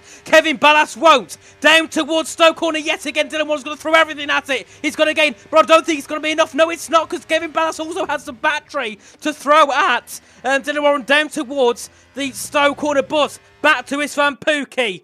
Absolutely dominant in the Ferrari. He will come through the final couple of corners to take back-to-back victory and third victory in a row for Ferrari. It was Dylan in round 1, Istvan in round 2, and Istvan Pukki yet again here in round 3 takes victory. Kevin Ballas holding on with those 16-lap old mediums to take P2 ahead of Dylan Warren, 19th to 3rd. Bravo, Dylan Warren. Absolutely great strategy there from him. And Tamas Gal in P4, just losing out on that podium after that bit of a mistake. After that defence on Dylan Warren down in towards turn 4, in towards turn 7. And we've got Will Lewis in the top 5. And yet again, Max Wiesel, Grandpa, started on pole, but yet again doesn't make the podium. But that, Josh, was an absolutely great race, and I enjoyed it thoroughly. It's once, twice, and 3 times a winner for Ferrari in Season 2. A very strong hold. That's 3 of 8 races. They have dominated the championship going their way as things stand. Dylan Warren gets driver of the day. I think that everybody deserves it. They all gave it their own here at Silverstone, and it was pitch perfect. Yeah, that was honestly one of the best races I've seen in a long time. And not just for the racecraft, but for the strategy. Stop saying Dylan that. Warren, no, Dylan Warren. Every week. Listen. This time, not for the racing, but for the absolute pure strategy from Ferrari. Istvan Pukki, typical weekend. Started on the front row, put himself on to win. It's something we've seen before. And also to mention, it's a 1-2-4 Hungarian free. So for any of the Hungarian fans, they'll also be loving this, because it's also a Hungarian 1-2 here at the British Grand Prix. But Dylan Warren, 19th to 3rd position. On those mediums, he had such a good launch. Off the line, and he made, 9 positions in 10 laps? Perfect. Finishes on the podium, was looking for a victory at one point. So that is why I would definitely class Dylan Warren as driver of the day. Like, if anyone else says anything different, they didn't watch this race. Tamas Gal as well, started 12th, he finished 4th. For race clutch, Ferrari in race clutch, yet again, great strategies. But the full classification, we've got Will Lewis in the top 5 for Williams. Mr. Max Wiesel, Grandpa, pole to 6th. Then we've got Louis Welch, 7th. Joost Ulrich, 8th. Shimon Komsky, 9th. And Jan Halliday in the top 10, followed by Liam Stevens, Tristan Derbicourt, Javier Domine, Leroy Brown, Elliot Nolan, Frank Moraviak, Ishmael Fassi, Zen Van Dijk, and Paul Eckelmeyer, and then Jeremy Golonia, who we lost on that opening lap. But I'm very keen to see if we can get any interviews from our top 3. Well, I'll leave those in your capable hands. You're a lot more expert at interviewing them as things stand. But what a race. Cracker. Absolute cracker. Really hope we get that close of action tomorrow as well. It's going to be so much fun. Yeah. Or next week, you know what I mean? Yeah, you know what I mean. Obviously, PSGL's not back tomorrow, is it? Because we've got the 1-week break before we're back at Las Vegas. So that'll also be interesting. But I've noticed as well, at the top corner of my screen, it says FIA Formula 2 Championship. So it does. That's interesting. But we'll see if we can get anyone in the waiting room for a quick interview. And yeah, I underestimated the fact I had the heating on, so it was quite harsh. It was heated up in my room. All that shouting definitely did not help. So I'm a bit out of breath. I'm a bit hot after that one, but it was a great ending. I'm hoping we can speak to at least one of the top 3 because, yeah, phenomenal. Ferrari, honestly, whoever's engineering that team, get them in the actual team, in the actual Ferrari team, because, Ferrari F1 would never do anything like that, would they? They wouldn't take a car from 19th to 3rd. But esports, they can certainly do it. So great job from the drivers, great job as well. But we're going to see if we can get anyone in the waiting room quickly for an interview. It's something we always love to see. And I'm surprised we haven't got anyone just yet. But sometimes I need to have a bit of a wind down because it was a great race. I also need a wind down, but Istvan Pukki's waiting for an interview. So we'll swap to our interview screen, so that means I can tab out and then drag them in. Saves you having to link the whole confidential Discord server. So we'll drag Istvan Pukki in. Istvan Pukki, can you hear us? Yeah. Hello, guys. So, welcome in. I'm sure you'll be happy with that race because it was an absolutely great performance from you yet again. Qualifying was a bit weird, wasn't it, with the conditions? Can you explain to us what your thoughts were during that qualifying session with thinking, will it go to Inters, or did you think it was comfortably going to be soft the whole way through? First of all, nice to be back again after last week. Yeah, I had no clue, to be honest, because let's start with Q1. In Q1, it showed already like 5 minutes or 10 minutes to rain, so we had to be in a hurry with the first lap, and we didn't know if we go for 1 or 2 runs, but we made it out in. My first run would be enough, but my second run made it safe. And after entering Q2, we were already thinking on going inters, but we checked the tire data in the pits and it showed that the softs are still like 3 seconds faster or even 4, despite the rain. So it was pretty obvious for Q2, but then Q3, after all the rain in Q2, it was quite a big of a question if you go to inters or softs, because it was showing like 1.5 seconds. The softs are slower still, but it was still raining and getting the track was getting wetter and wetter every second. So it was a bit of a hesitating moment, but we made the choice with the softs as most of the other drivers. So in the end, it was the right call. Yeah, definitely got yourself onto the front row, which was yet again you and Max, first and second, but this time not as quite as close as it was in qualifying at Brazil. And then going into the race, obviously you and then I think a couple others started on the softs behind, but Max Wiesel started on the hards. Obviously, see Max on those harder compound tyres. Did you have any thoughts of that at the start of the race? Yeah, first of all, I knew that I'm gonna need to outstart him and get the lead as soon as possible, and even maybe drop him out of DRS. But obviously, that's harder than done. Easier said than done, I wanted to say.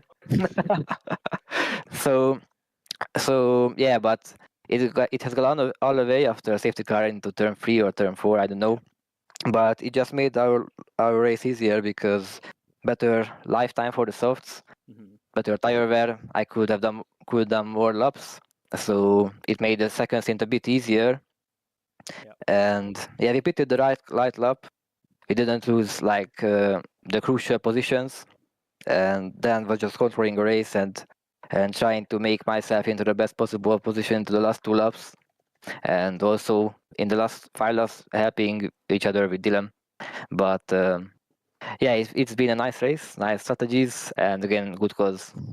Yeah, indeed. It was a great race from you and the team yet again. Obviously, winning round 2, winning again here in round 3. I think, yes, you should definitely be very happy with that indeed. So thank you for joining us this fan, and we hope to see you again maybe next week for Monaco.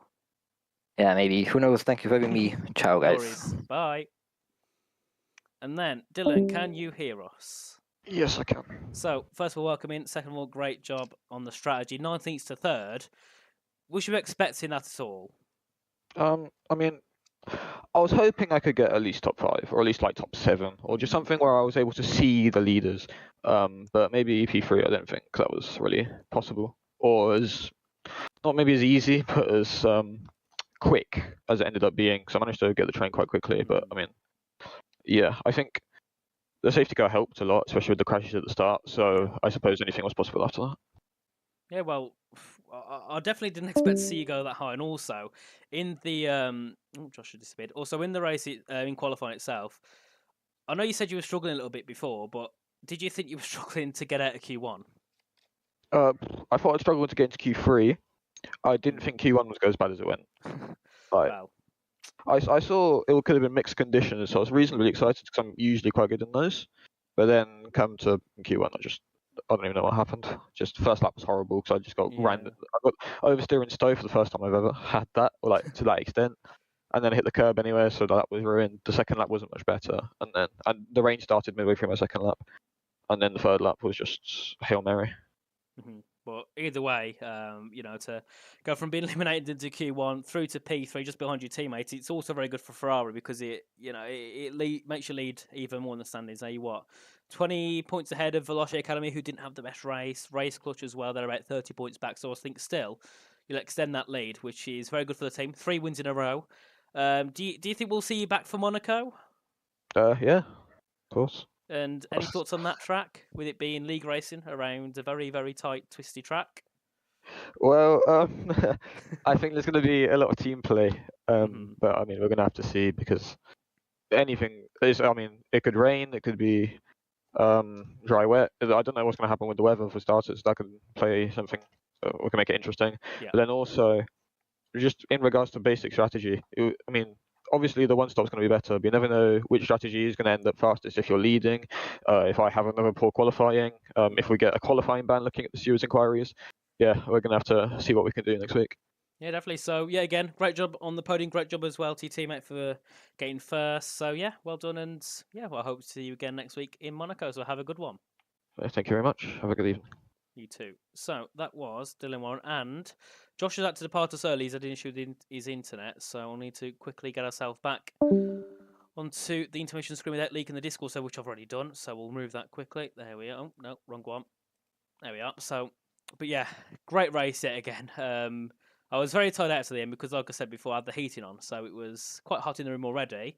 And then with a lot of shouting and all of that, it was I'm glad it's over in a way, but it was a really great race between everyone. It was surprisingly quite clean. We had so many drivers battling together. We had the top 15 all in one train, and there was barely any incidents. There was that one at turn one, but I'm not quite sure what happened. And obviously, it was I believe Tristan and his teammate Jeremy involved. I think Ishmael Fassi also somewhere in that. So obviously we can't really speak for that incident because it was completely out of what we saw.